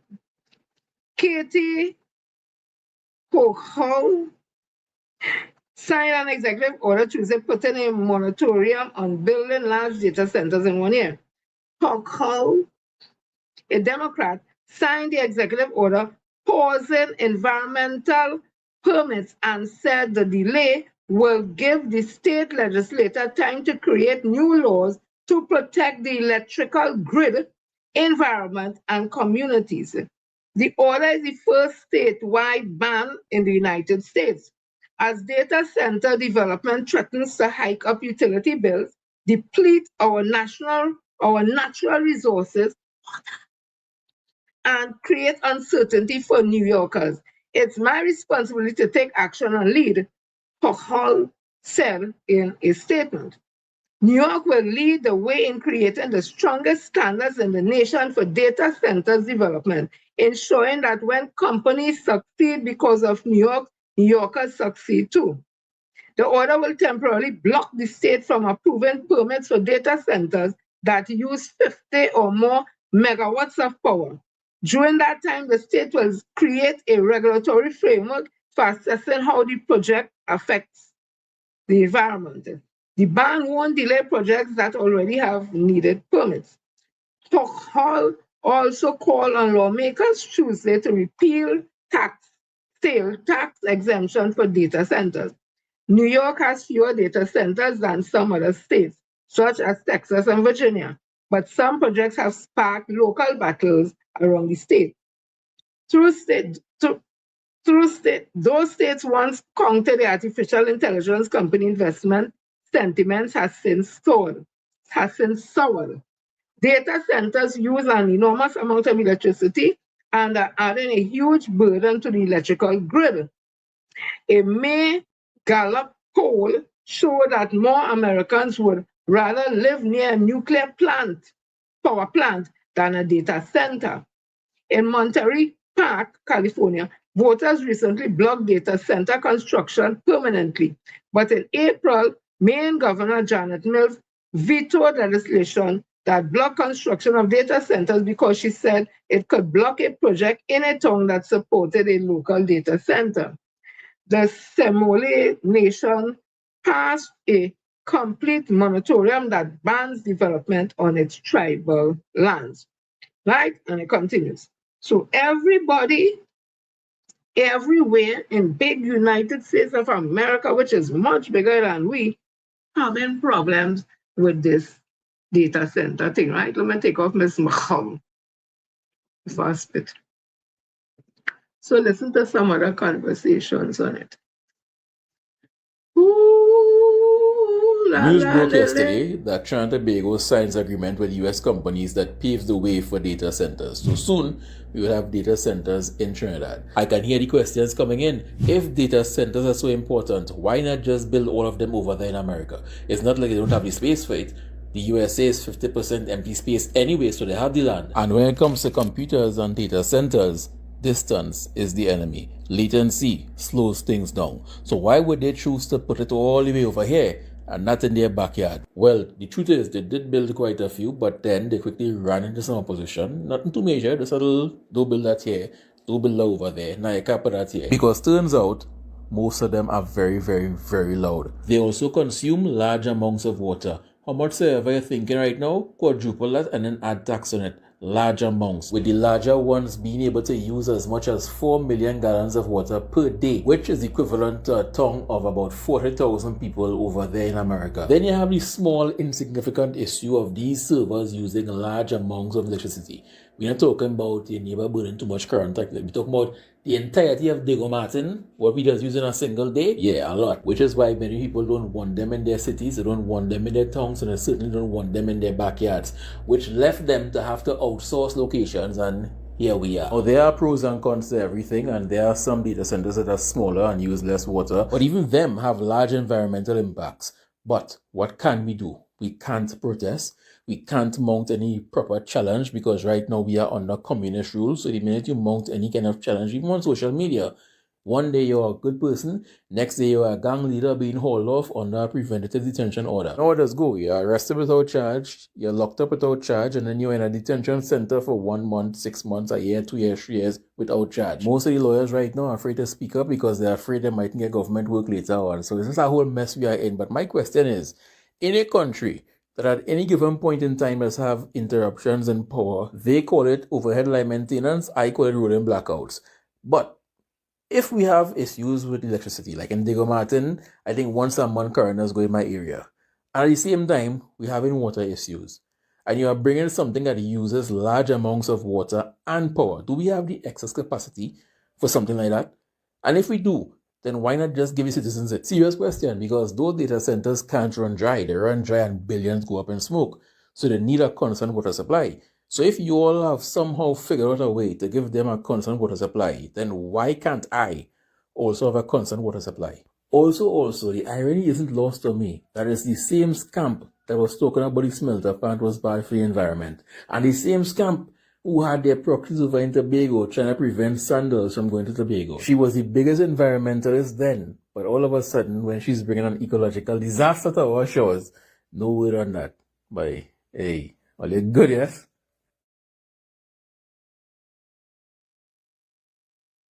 Where is Dr. Kubal Singh and those who used to protest the mangrove decimation because of the building of the Point 14 highway and all them kind of, where them? Because this is an environmental issue. Let's hear you all are in that field.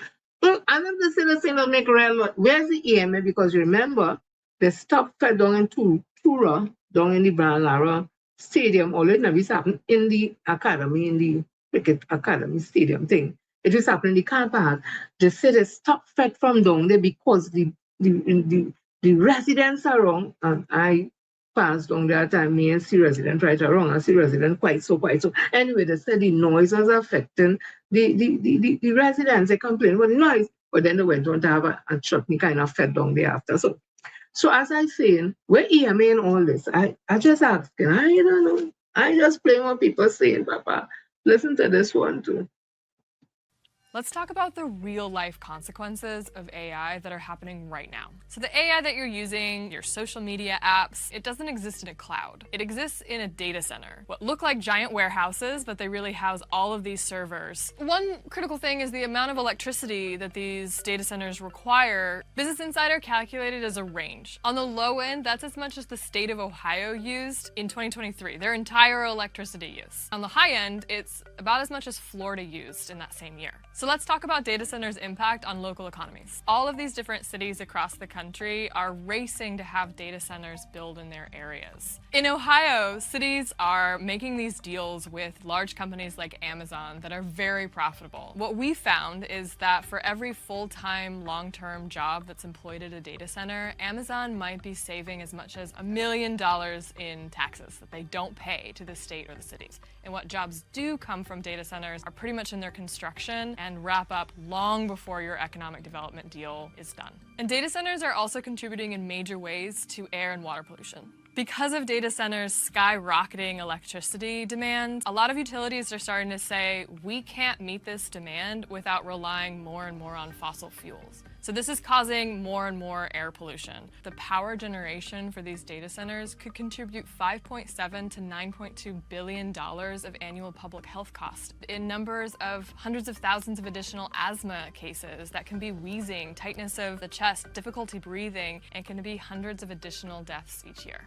And what is it like living next to these giant data centers? So these residents are living right next to these industrial facilities that are running 24/7, and they're making this really ominous drone noise.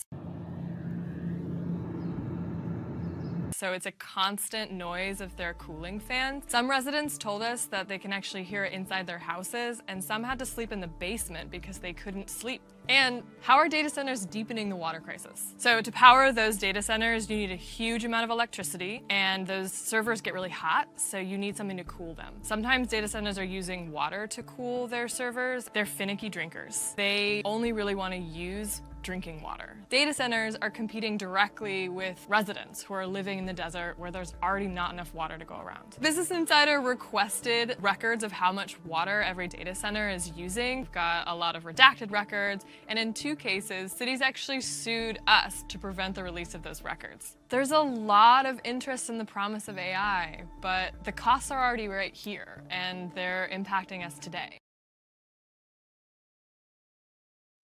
Right, people, so you hear people talking, this is not just in a vacuum. Listen to this youth, Papa.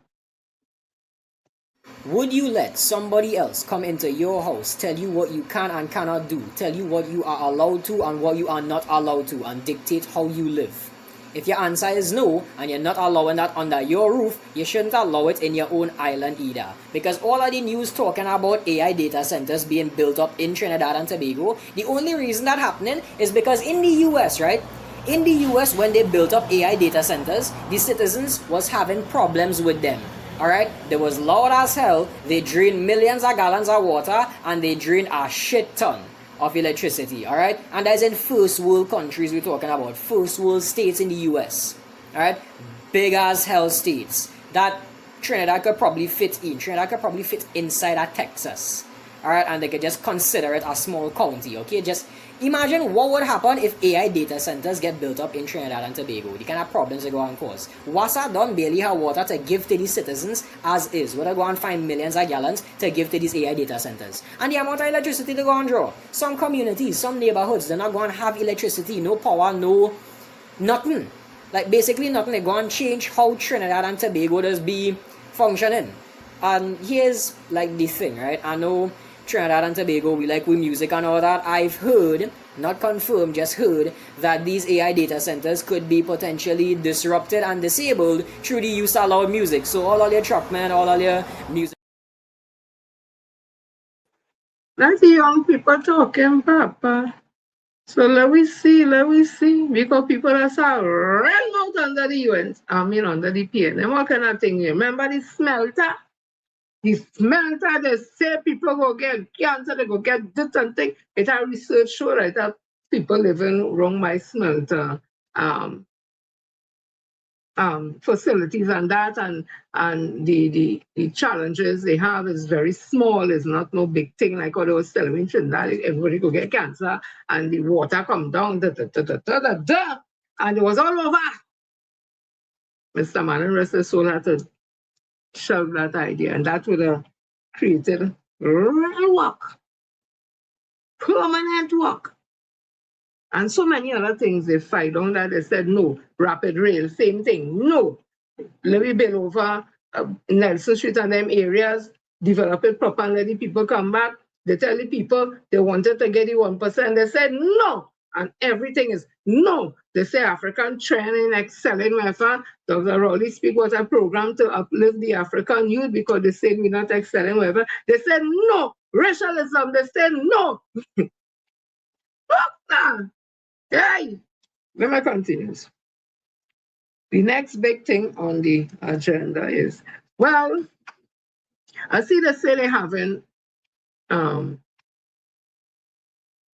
Independence Day parade. Well, listen to this. Just so, on a rainy Monday morning, here comes the little Syrian that couldn't.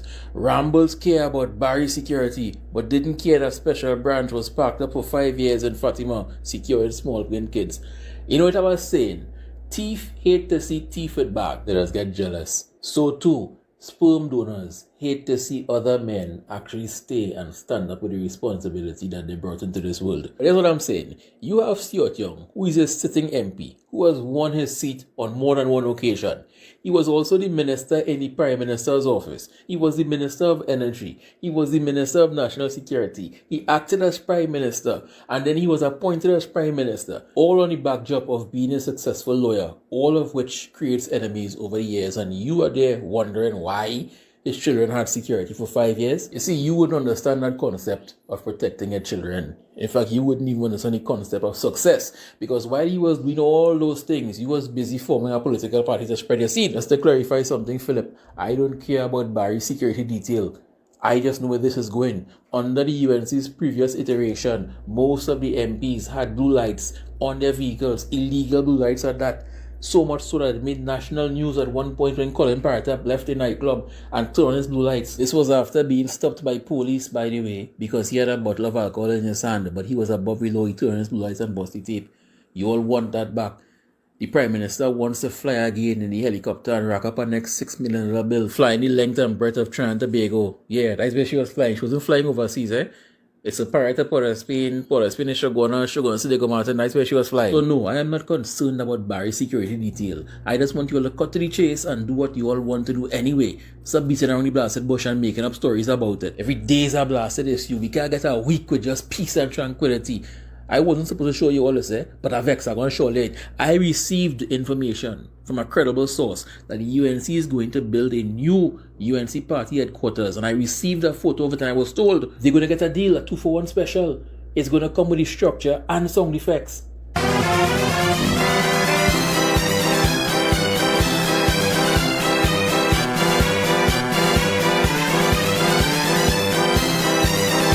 Do you understand it? Because you all are clowns.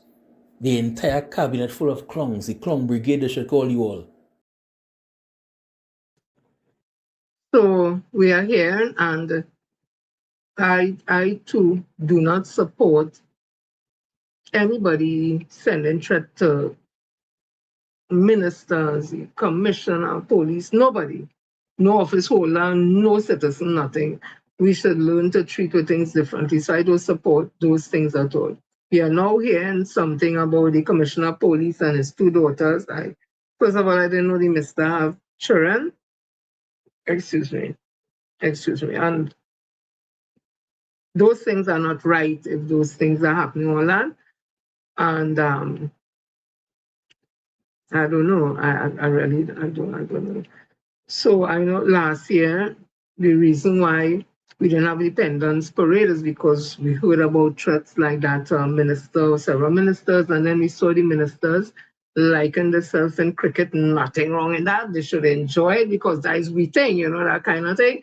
But they say they were threatened and we expected them to be under serious security and not out there to endanger themselves. And then we saw them, so we got confused and we didn't have Independence Day and all that. Now we're hearing a similar situation. God forbid, I don't want these things to ever happen in our country and all that. So I'm against those things. But we're hearing that again, and then some memo came out and they say it's not true and thing that like you go have no independence, and then they say you go have independence. But I'll tell you something, there's things that you see are wrong to know that independence gonna be happening. So the colors as we marching, I just see the police marching, you just see fire marching, you just see them thing, you just see the note stand down, you just see thing what say hey, they marching boy and thing happening, you just hear people who children marching saying she marching this year, he marching. Me here, not me. So I don't know if it's a secret Independence Day, and I don't know. I don't know. Right? But let us get our country back up and running properly now. This every day is a this and a this and a that, and the next piece of bacchanal again, Palisade House. Listen to Dr. Rowley for a couple of minutes. I've been getting threats from certain officials of state that I am next and Balize House is next. The former Prime Minister says he's taken note of recent developments. The government has declared war on the people of Trinidad and Tobago, largely on the basis of who they perceive them to be supporters of politically. From perceived financiers to diplomatic passport holders, Dr. Keith Rowley says there's an unease under this government. The population is living in fear because the population is under attack by the government. In an exclusive interview with CNC3 News today, Dr. Rowley said if the Prime Minister wants back his diplomatic passport, then that's absolutely fine. When you see them, just tell them, I have a blue passport that comes out of the Constitution, and not one of them can interfere with it. However, he wants the government to drop the act that this was nothing personal against him and Stuart Young. Of course it's personal. I mean, why wouldn't I take it as personal? Dr. Rowley said instead of addressing the needs of the country, the government is going after a certain community that they believe has gained a social and economic advantage by being perceived financiers of the PNM.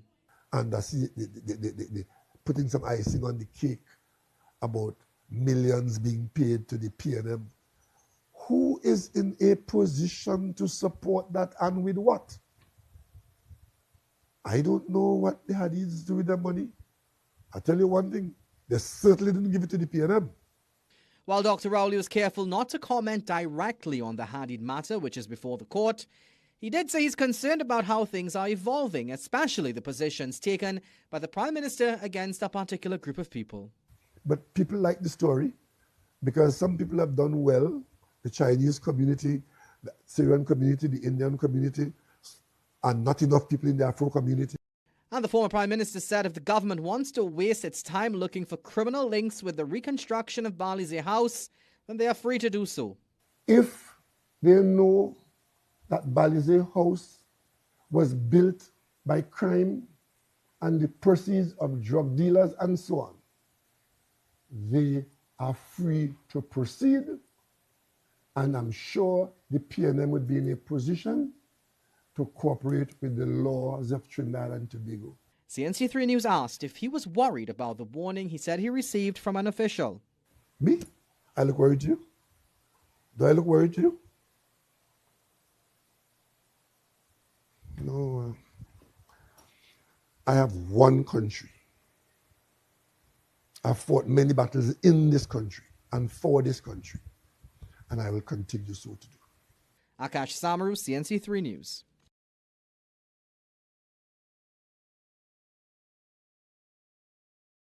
Several things Dr. Oli spoke about Bali's house. Well, we know that the police have been instructed, I think that is the way to put it, by the government. Now remember the ACIB going back under the Attorney General office, Mr. in office. I just remember that song in my head. I want to sing it. I mean, no disrespect, but you know, certain things people don't remember. Anyway, so the ASO is back under him. An investigation, some documents or whatever sent to the police to investigate Bali's house. So what Dr. Ron just said about it. I don't know why this red house, this Bali's house has hurt them. So as Dr. Ron said, if all you have evidence of the fact, well, treat it as it is, and who answer, and who had to answer, and who don't have to answer, right? All listen to this. And Jolene, when we are finished with that house, we will take that house and open a home for the homeless in Port of Spain and a soup kitchen. Bali's house eventually will be a place for vagrants to go because it has always been a place for vagrants. Imagine that. Wow. So let me just go through a little thing about Bali's house based on videos I would have found. This was in 2010. Bali's house is part of this country's rich architectural landscape created out of the days of colonialism. But after more than 5 decades of occupation, the building is showing signs of age. To preserve its headquarters, the PNM has decided to reconstruct the iconic building, a building from where party founder and first political leader Dr. Eric Williams forged his legacy. It is our intention to start the reconstruction of Bali's house in 2016. We want to build a modern office. We still have pride as the only political party that has a home, because everybody else is renting. And I must go on record to say that the UNC is a tenant or a squatter at the UNC complex, which belongs to the All Trinidad Workers Union. Located at 1 Tranquility Street in Port of Spain, Bali's house is named after the party's symbol. PNM Chairman Franklin Khan says the historic building will not be destroyed. Because it's a very old, it's a historical building. As far as possible, we'll try to keep the historical architecture intact and keep the facade of Bali's house, but we plan to construct a brand new headquarters for the People's National Movement starting from next year.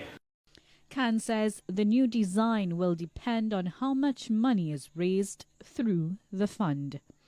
Christy Ramnarayan, CNC3.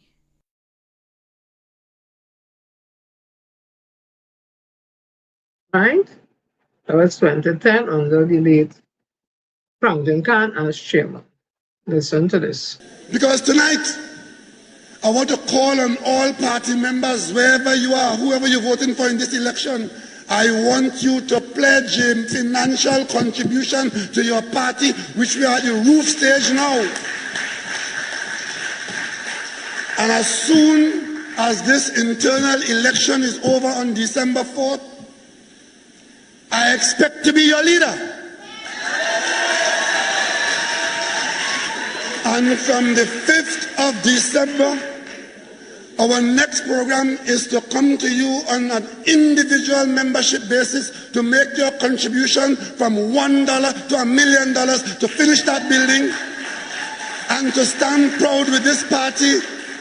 Because if for 60 odd years, if for 62 years, what Dr. Williams gave us took us here, we have to build for the next 100 years for those who will come.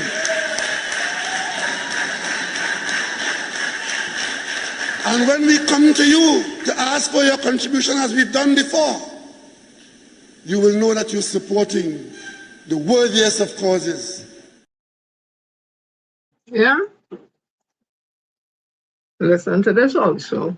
The People's National Movement launched its 60th anniversary celebrations at Balize House in Port of Spain last evening with a gala ceremony which acknowledged the party's pioneers from 1956. The Prime Minister also took the opportunity to announce plans for restoring the PNM headquarters.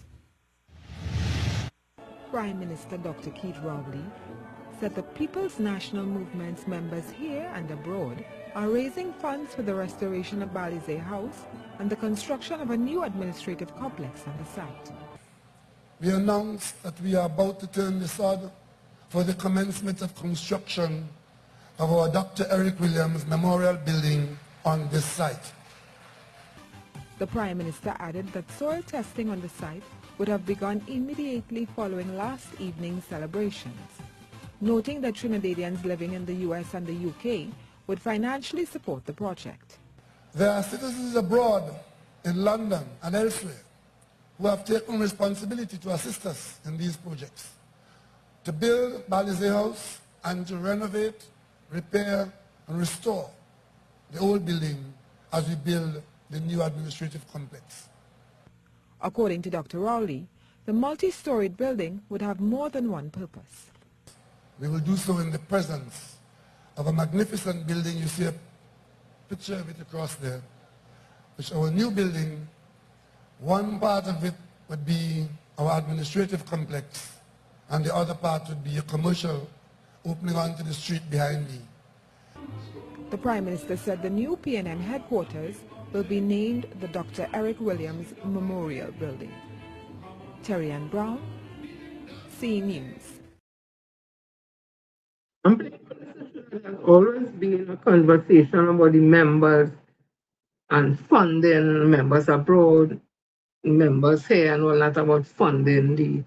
There is a clear chronicle to me in the video showing the conversation about Balize House. Listen to this too.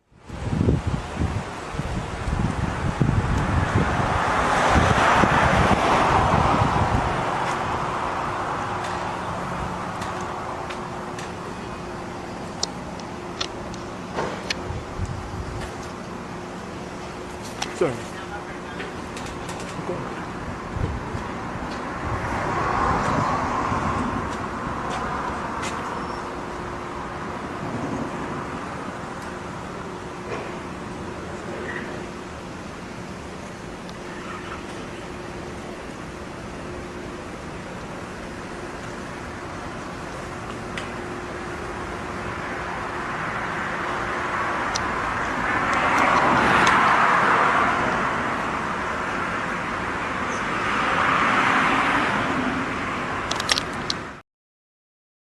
Yeah, again, as I said, there's always been a chronicling of the events down at Balize House, and then 2024 in the Guardian, Balize House opens for party business back then. Right? I myself went to that opening. It was really historic. I even did a live inside the place and voted for people to see and all that. So, as Dr. Rowley said, they have any information to that or evidence, whatever, well, bring it forward. But I saw November the 30th, it is dated November the 30th. Let me put it up on the screen here. It was dated November the 30th, 2020, and the name there is Yunanan Prasad, and there's a picture there, the profile picture. No, I don't know if that is really the gentleman or not, but listen to what was said. Recently, I noticed that the UNC headquarters was in a rented building. When I was treasurer of the party in the late 90s, Bazio Pandey wanted to build a UNC headquarters, and I started raising funds towards this effort. The first project was a 20-car raffle that made around $9 million, which was deposited at Scotiabank, Vancouver. I am now wondering what happened to that money, which was enough to go a long way towards that effort. Where all that money gone? Can the leadership of the party answer, or maybe Bazio Pandey waiting for an answer patiently? Again, I said I don't know if that is the gentleman there, but it's under the name Yunanan Prasad, November the 30th, 2020. And he would have as she said, he's the treasurer, and he would have said some things. So I don't know. Only I don't know. I don't know, but let me continue. Listen.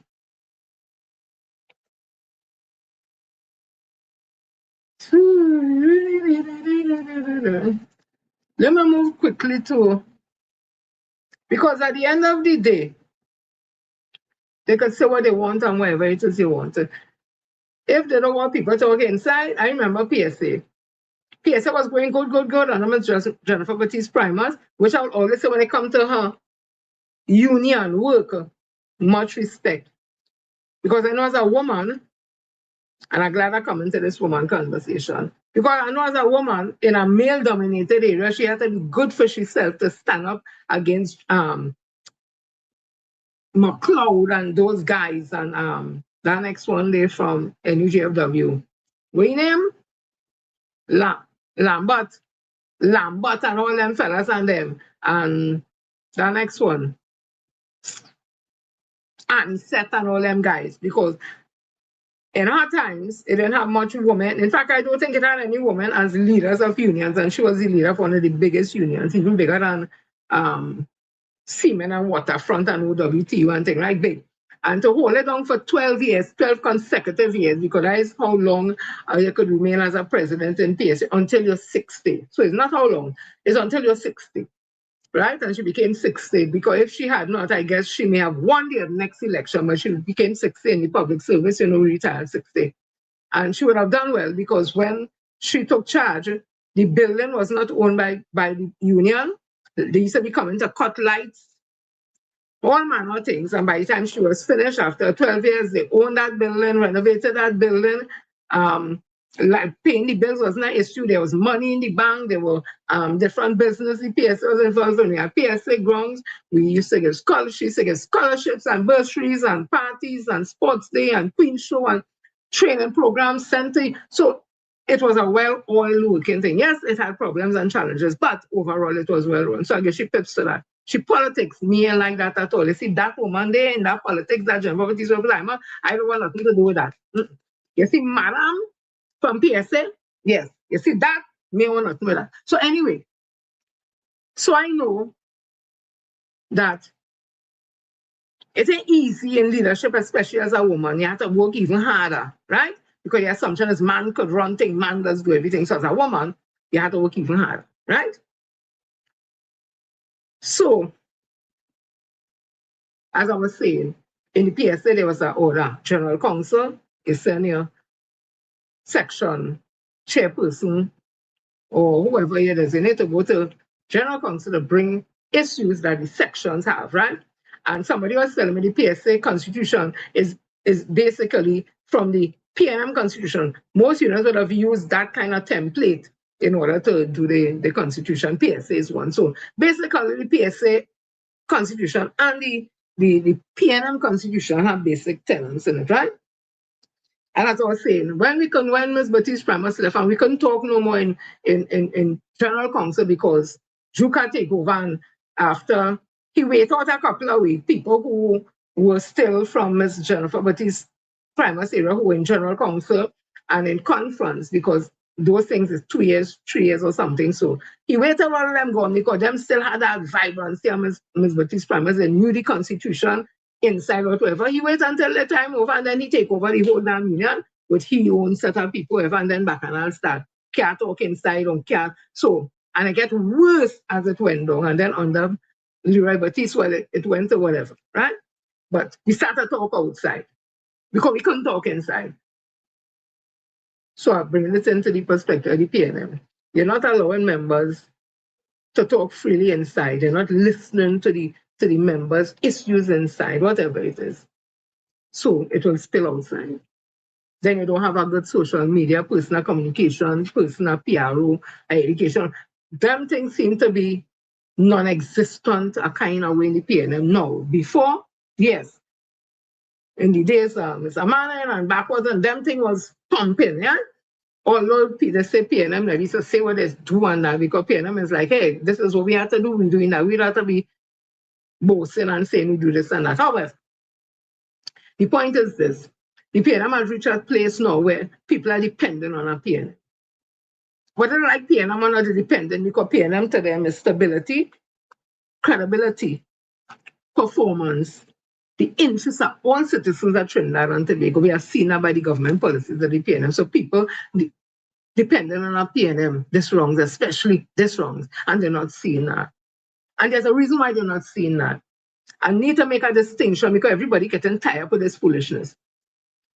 Let me not say the word foolishness. Everybody getting tired with this issue. My issue is not with the political leader, the PNM. So stop telling me, well, Stuart Young didn't go up and contest it, and she went up by herself, and I'm not interested in that. Stuart Young didn't go up, he didn't go up. Okay, she went up uncontested.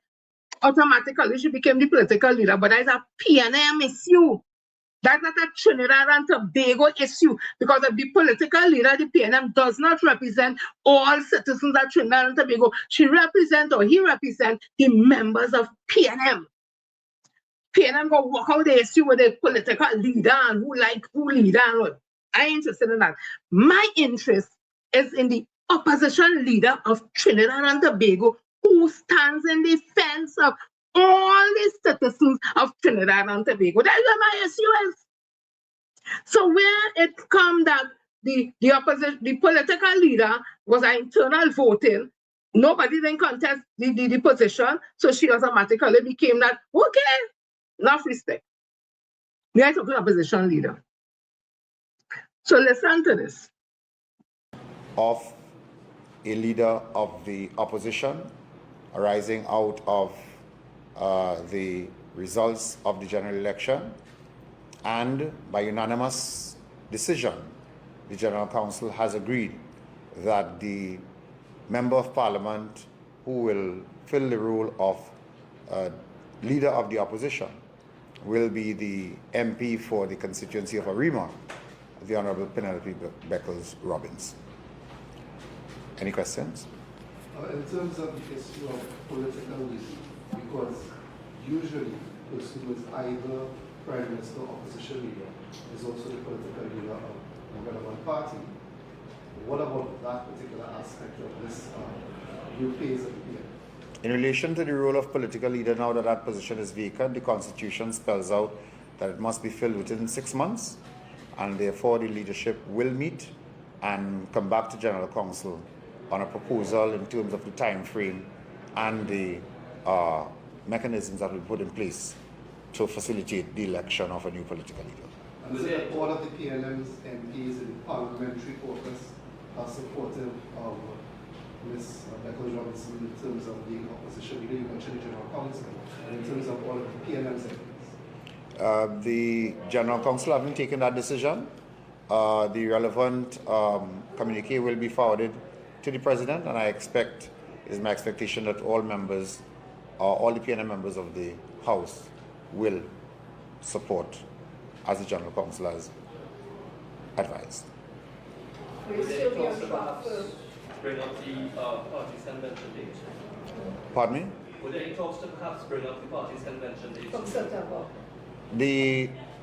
As I said earlier on, in relation to the vacancies that have been created, the leadership of the party will meet, and we will take to General Council a time frame for the filling of those posts. You know that we now have a one-man, one-vote system, so that the party membership at large, both in Trinidad and in Tobago, will be involved through the one-man, one-vote system in the election of that new political leader. There's one area in that conversation I want to latch on to.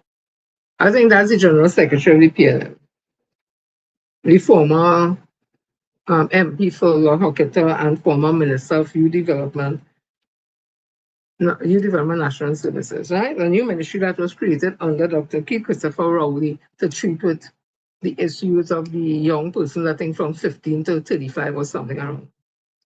He said there that the opposition leader was unanimously voted in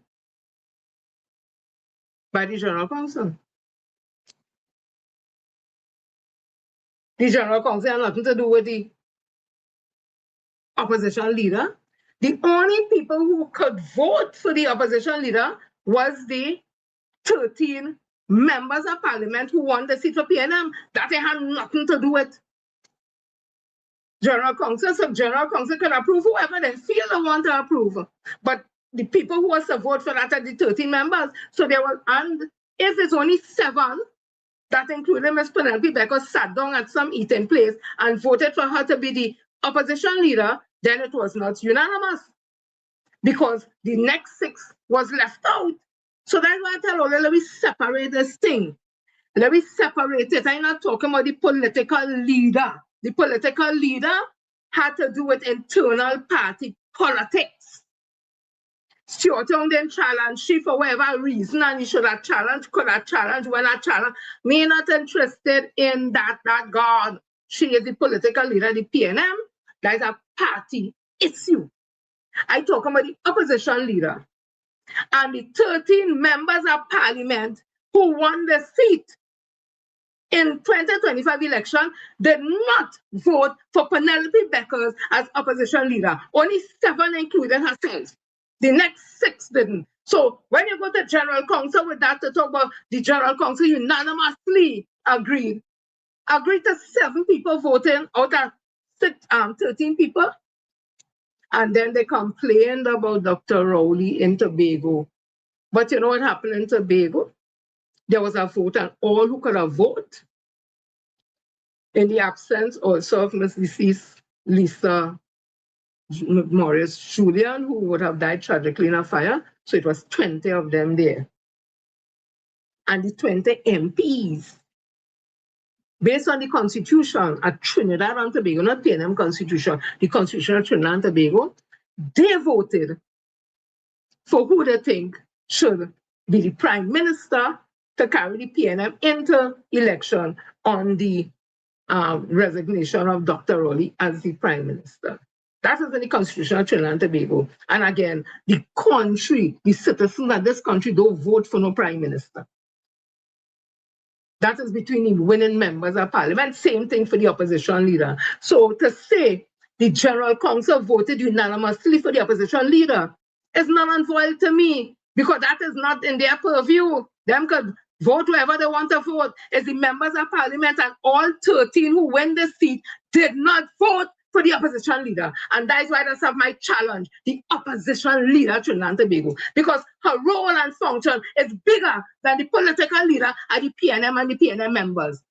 This is for the whole of Trinidad and Tobago, whether they're Indian, Chinese, Syrian, whether they like girls, they like boys, they like men, they like the wherever the hell, and whatever political party you like, whatever race you is, whatever, it's all away. Once they do anything legal, when I talk about the man, right? But all away. That role is what I'm interested in. And I am saying again, and keep saying again, Mrs. Penelope Robinson Beckers Robinson does not have the political, or listen what I'm saying, the word is political vibrancy or will. So I just say she politically weak. Me ain't saying as a woman she weak. I'm not saying as a person she weak. I'm not talking about that. I'm talking about politics. She's not in tune with the rigor of this kind of politics that is needed now. Probably 20 years prior, that kind of would have worked. That's not working now. And all who continue to say, I getting paid by Stuart Young. All they continue saying that and calling my name and Stuart Young name and stripping us whatever. It's have a God, you know. I get no money from Stuart Young. He pays me not to do nothing, and he can't pay me to do nothing. I do what I do because I move by what I'm doing. I have that passion in me because I know for PNM in a time, especially Women's League, I come into that. I come into that. So all who on this, and she always talk about, yes, I continue to know about the opposition leader. Fight up with all the political leaders, all the business. And she does not have what it takes. So let me tell all of this. So they had a meeting. Imagine this. I want to, because all the people meet a poll, you know. They had a meeting. Imagine in that meeting, the vice chair of the PNM, not the PNM, the vice chair of the Women's League, telling the women there, basically, to support the political leader an opposition leader because she's a woman, always woman. I want to ask you, listen, my people meet a poll. So I want all of to listen well because I want the voting. I want the voting to start now. I'm reading the question. Again, the lady vice chair of the Women's League, it is alleged, told some women in a meeting, stand up and tell them there's the woman and the this and support the opposition leader politically because she's a woman. I want to ask only this question, and this is the people meter poll. Do you think we should support the opposition leader, not political leader? I'm talking opposition leader now, we can tell all the PNM opposition leader think that's all their business. I'm talking about opposition leader Trinidad and Tobago. Do you think we should support the opposition leader simply because she's a woman? Type the number 1 for yes.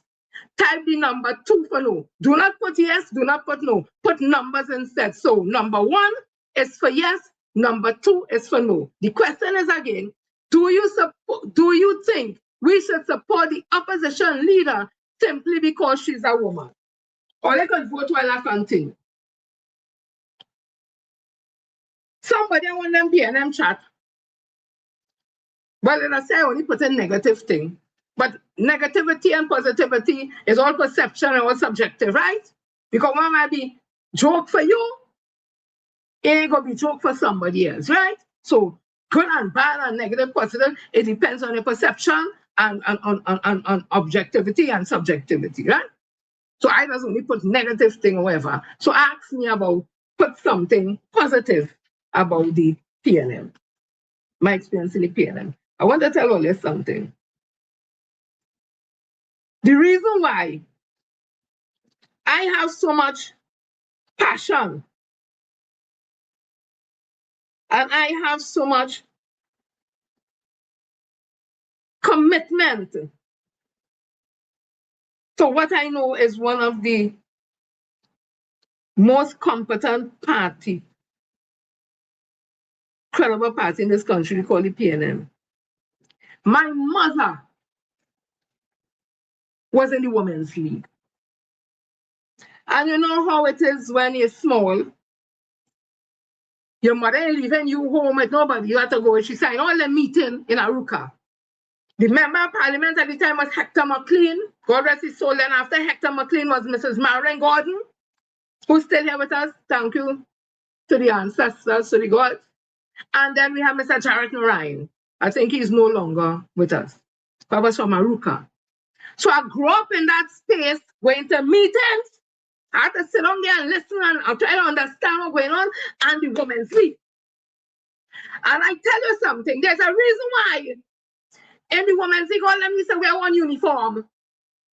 One uniform. It didn't have dress so and this one dress so and that one dress so. One uniform. That was to show nobody is bigger and better than nobody. All the way is one at that level. Uniformity. And those women, one dress, always have a little tea party, it always have prayer service, always have all them things. But that woman was militant. That was the one used to go out there and canvass, help the party group, help to support the leader of the PNM. They had the newsletter, the link with different agencies abroad. They had a vibrant sense, not what I see now. This kind of party, wishy-washy kind of thing. I mean, no disrespect, but I come from an era. So the person will tell me to write about my experience in the PNM. Hear what I put in. I came from an era where the PNM Women's League meant something, where the Women's League had real purpose, where the Women's League was a force to be reckoned with, whether socially, financially, or politically. And I went on to put an excerpt from Miss Magna Williams-Smith, who was the lady vice chair of the Women's League at that time when they had the 50th anniversary. And this is what she said, part of it. I am humbled to walk in the footsteps of my predecessors. These great women in the early life of the party and indeed the League must be exalted for their contribution, having paved the way for many successors of our women today. Amongst the contribution made by these early women are the variety of programs which they facilitated: political, vote catchers; educational, home improvement, including budgeting; child psychology, including juvenile delinquency, nutrition, etc. They took a greater part in party politics and stepped up in the decision-making process. Such was the strength of the league, the Women's League, that they internationalized themselves by sending protests about conditions that existed in Kenya and Rhodesia, which is now Zimbabwe. They extended their political affiliation and spread support to the women of Ghana, India, the PNC in British Ghana, which is Guyana, and the International Council of Social Democratic Women in London. You tell me, when I know what a women's league was like, even up until Miss Camille Robinson-Regis, it wasn't perfect, but it still had fight. It had something in it. Tell me where it reached to now. I want to know why I just get on like this. You have a lady vice chair who every time she talking had to mention she space and she teeth, and people jealous she, and she living in people's head, space and she teeth, and about sparrow and bag of sugar. Come now, man. You have a blasted PhD. You're a woman who holds a big portfolio, big job, educate all that. Come up, man, to a standard. Come up to the standard of the woman. Like the deceased Miss Magna William Smith. Come up to the level of Miss Marilyn Gordon. Come up to the level of Camille Robinson-Regis. Come up to the level of John Yule Williams and all those other women who passed through the Women's League. That's what we want to see. Bring back that vibrancy. Don't tell me no stupidness, but support Ting because she's a woman. What about competence? What about ability? Women already have it hard in leadership position, and you want people just to support somebody because it's a woman? Eh? And then not to have men talking about women can't run things because whatever. Come now, man. All they doing bad for women, boy. So when you see I talk from a place of, that's where I come from. That's what I knew. I don't say it has to be the same exact thing, but it must have something. You ain't seen nothing. So the poll has ended now, and this is what the results. The question was, do you think we should support the opposition leader simply because she's a woman? And I said type 1 for yes, and type 2 for no. And I want to tell you all something. All who took part, thank you so much. Because 100% of you all said no. We will not support him, nobody, simply because there's a woman. Thank you so much. Me ain't doing this because I don't like this one and don't like that one. I don't like the pain. I want to see the PNM come back to the standard that I know a PNM could be. The other one, in that meeting, disregarded data. They tell them in Tanapuna, the data showed this, that. That is why the situation ended up how it ended up in Tanapuna. The person discounting that. Oh, I hear that, they discounting that. And putting the loss of the People's National Movement on the caucus in Tobago, where all the MPs had an opportunity to vote. You're putting the blame on them, on that situation. Well, then, you know what I want to say? Stuart Richard Young SC win his seat. Stuart Richard Young SC win his seat in Port of Spain or St. Anne's West. And I'm going to leave it there. You see, we need to be fair. I don't dislike nobody. I'm not here to jumpy nobody. But I'm saying something. You're just counting data and saying the failure of the PNM to win the election is based on the fact, of course, well, Stuart Young. And what happened to Ting, Dr. Rowley choose Stuart Young, and like if Dr. Rowley just choose Stuart Young, and only have a choice to vote. But there was a vote. But for the opposition leader, all 13 wasn't it a vote, and only emerged with one person, the opposition leader, who clearly is not the person to lead.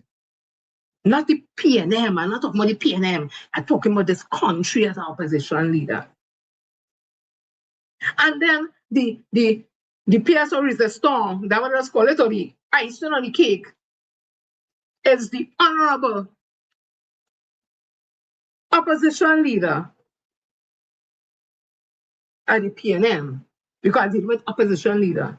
It is alleged, said the PNM is penny not moving. If that allegation is true, I want to tell the honorable lady, you is not God. You saying there is a disrespect, but penny not moving. Who is you to say that? You had a church service last week Monday and you feel you're above every. No, you're not, ma'am. You're still a God. You is not the final say in nothing.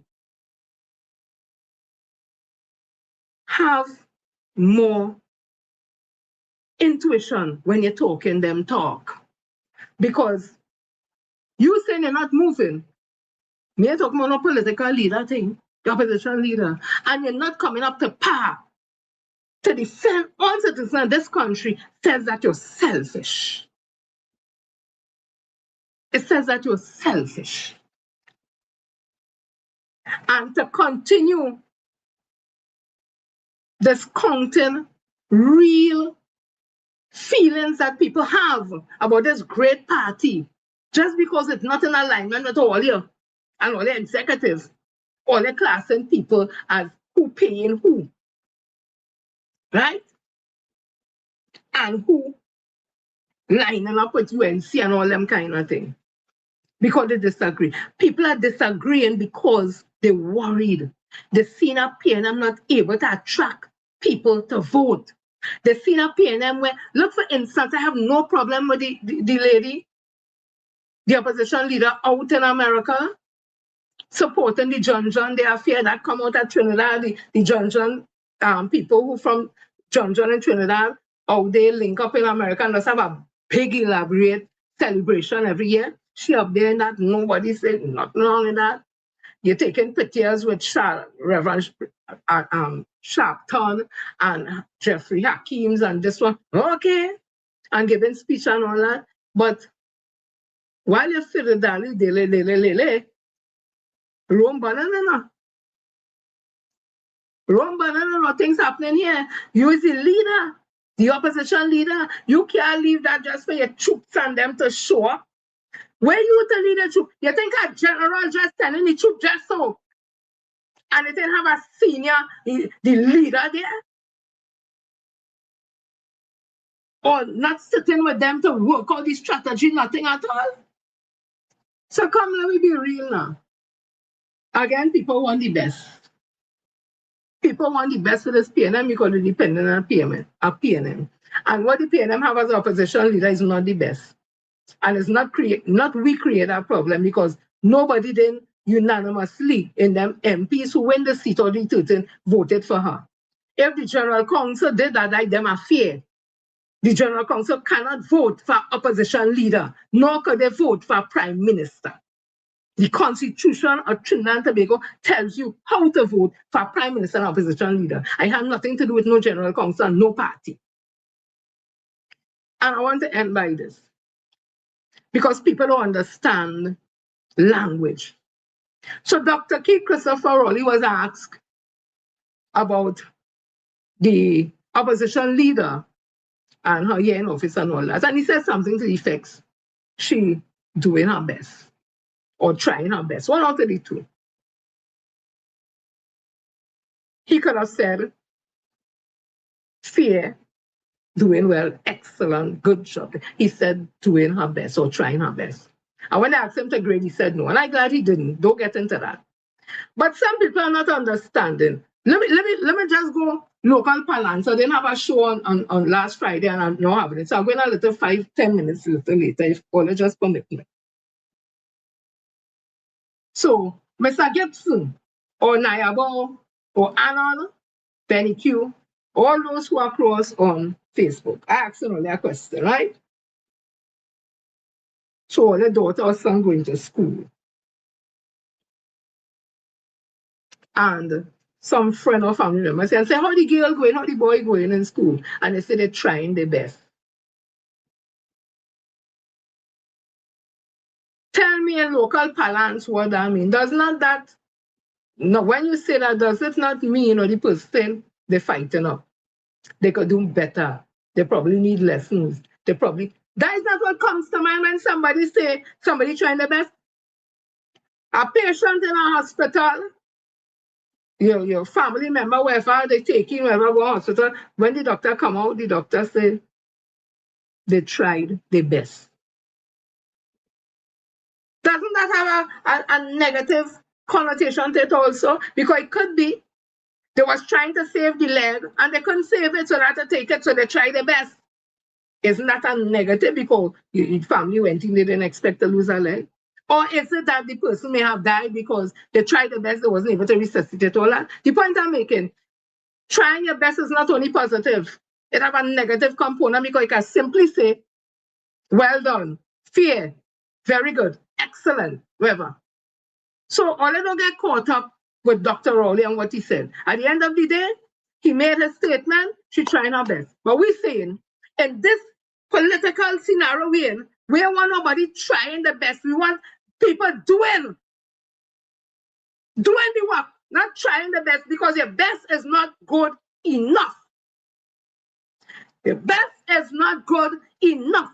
And again, I'm not interested in all the political leader. I am interested in the opposition leader, Trinidad and Tobago. When I speak about the Women's League, I speak about the PNM Women's League. The PNM Women's League has gotten weak. It's gotten weak based on what I read here, based on what I know. They're weak. And they always talk about leader. So it can't be, you want to chastise other people as leader when things ain't going right. And then when you're a leader and things ain't going right, you absolve yourself. So I blame the lady vice chair of this Women's League. I blame her for the direction this Women's League going. Because she focused on the space in she teeth, and Sparrow's song is true, bag of sugar. And who jealous she, and all them kind of things. I blame her for the direction the Women's League is in now. I can't blame them women and them because she's the lead. But I know what a Women's League ought to be and the importance of a Women's League in the people's national movement. How important. You're not seeing that. So I always have a problem with the opposition leader because the importance of being opposition leader and the lady vice chair, whoever they are, of the Women's League, when the Women's League is in this state where it's just about all you're seeing is meeting, dress up, somebody talk and whatever, but where is the activism? Where's the political activism after? You're not seeing anything. I'm not seeing anything. If all they see it, all they let me know. And I'm going to play this as I end, and I am sticking to my conviction in this. I'm speaking about the opposition leader of Trinidad and Tobago, who like it, don't like it. I can't be held for that, only deal with all the feelings, because this is serious times we in. This is no time for pussyfooting. And bothering because he's a woman, and support she, and space in my teeth, and that is them. Listen! This is take off your fingernail and the this and the earring, whatever, and get down to do the blasted work, because we in a mess in this country.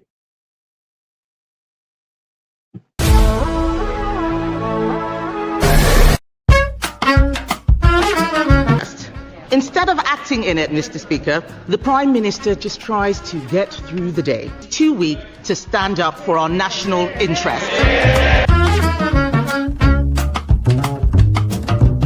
He's too weak. Penny's weak leadership, limited assertiveness, displays a too cautious leadership approach. He's too weak. Demonstrates a measured and restrained political style. He's too weak. Shows limited assertiveness in opposition politics. He's too weak. Often adopts a low confrontation strategy. He's too weak. Reactive versus proactive. Takes a reactive stance on key issues. He's too weak. engages in issue-by-issue responses rather than agenda setting. He's too weak. Shows limited proactive policy leadership. He's too weak. Tends to follow rather than lead political narratives. He's too weak. Yes.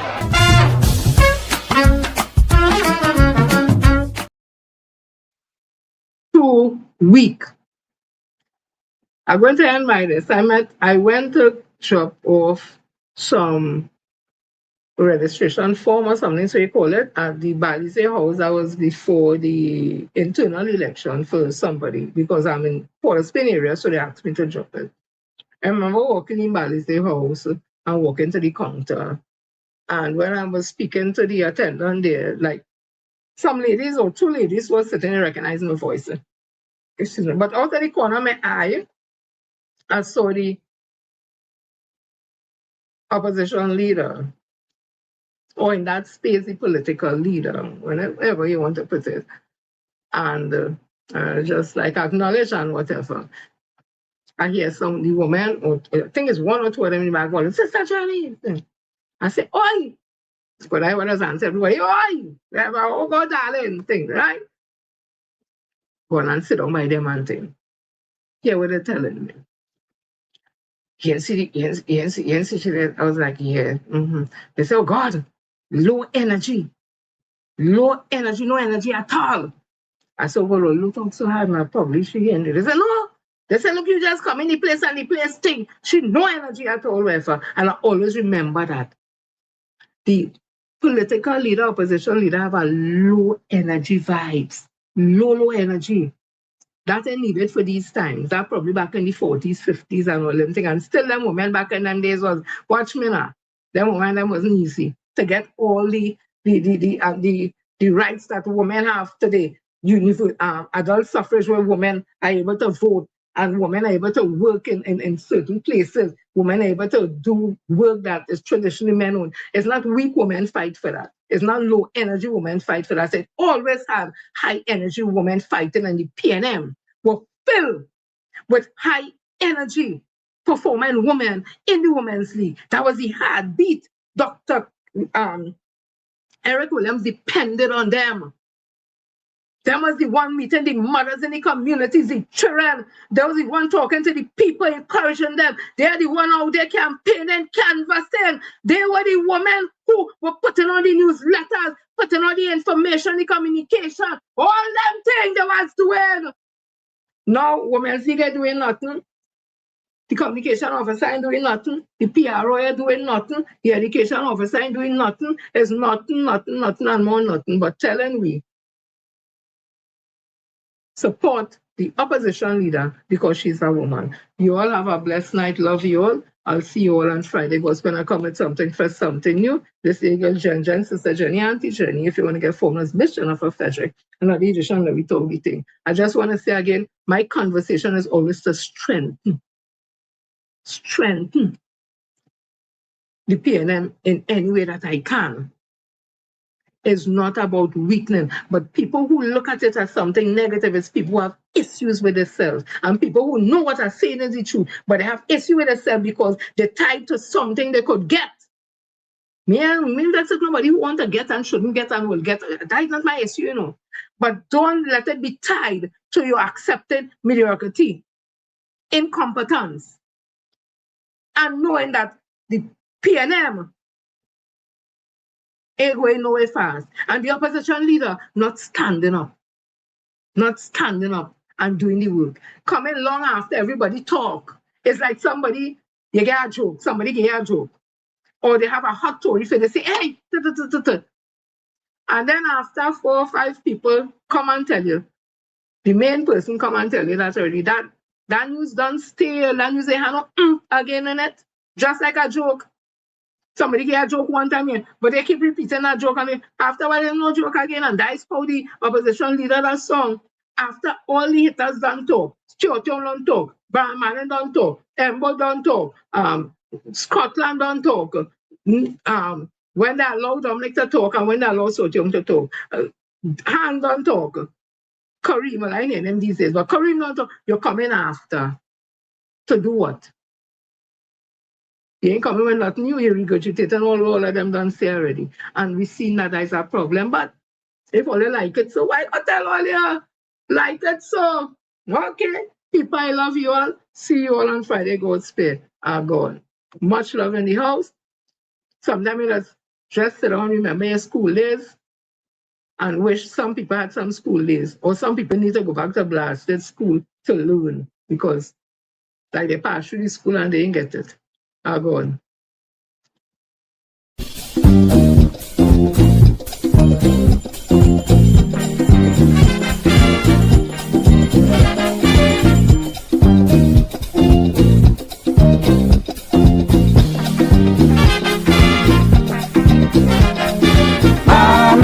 Mommy, I want to go back to school. Mommy, staying home in the cold. I want you to understand, I need an education. I want to learn to be fan, be a Calypsonian. But what I really love the best, I want to be in school in time for recess. Lang-a-lang-a-lang-a-lang-a-lang, the bell ringing, oh Lord. Lang-a-lang-a-lang-a-lang, school children running. So wide is this International Year of the Child.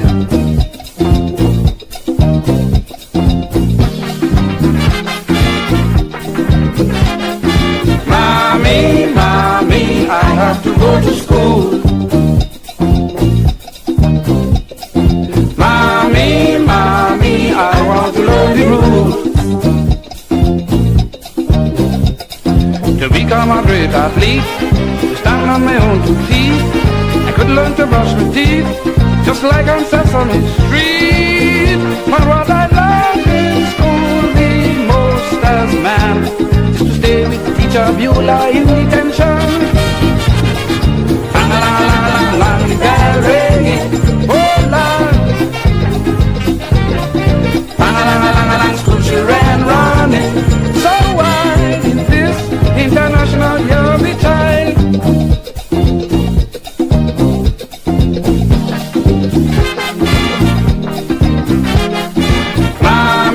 Mommy, it's time to go to school. Mommy, I don't want to be a fool. I don't want to be a flop, to have to work with a mop. I want to be on top, to be smart when I grow up. Don't you know going back to school is a must, so I could get a free ride on the school bus.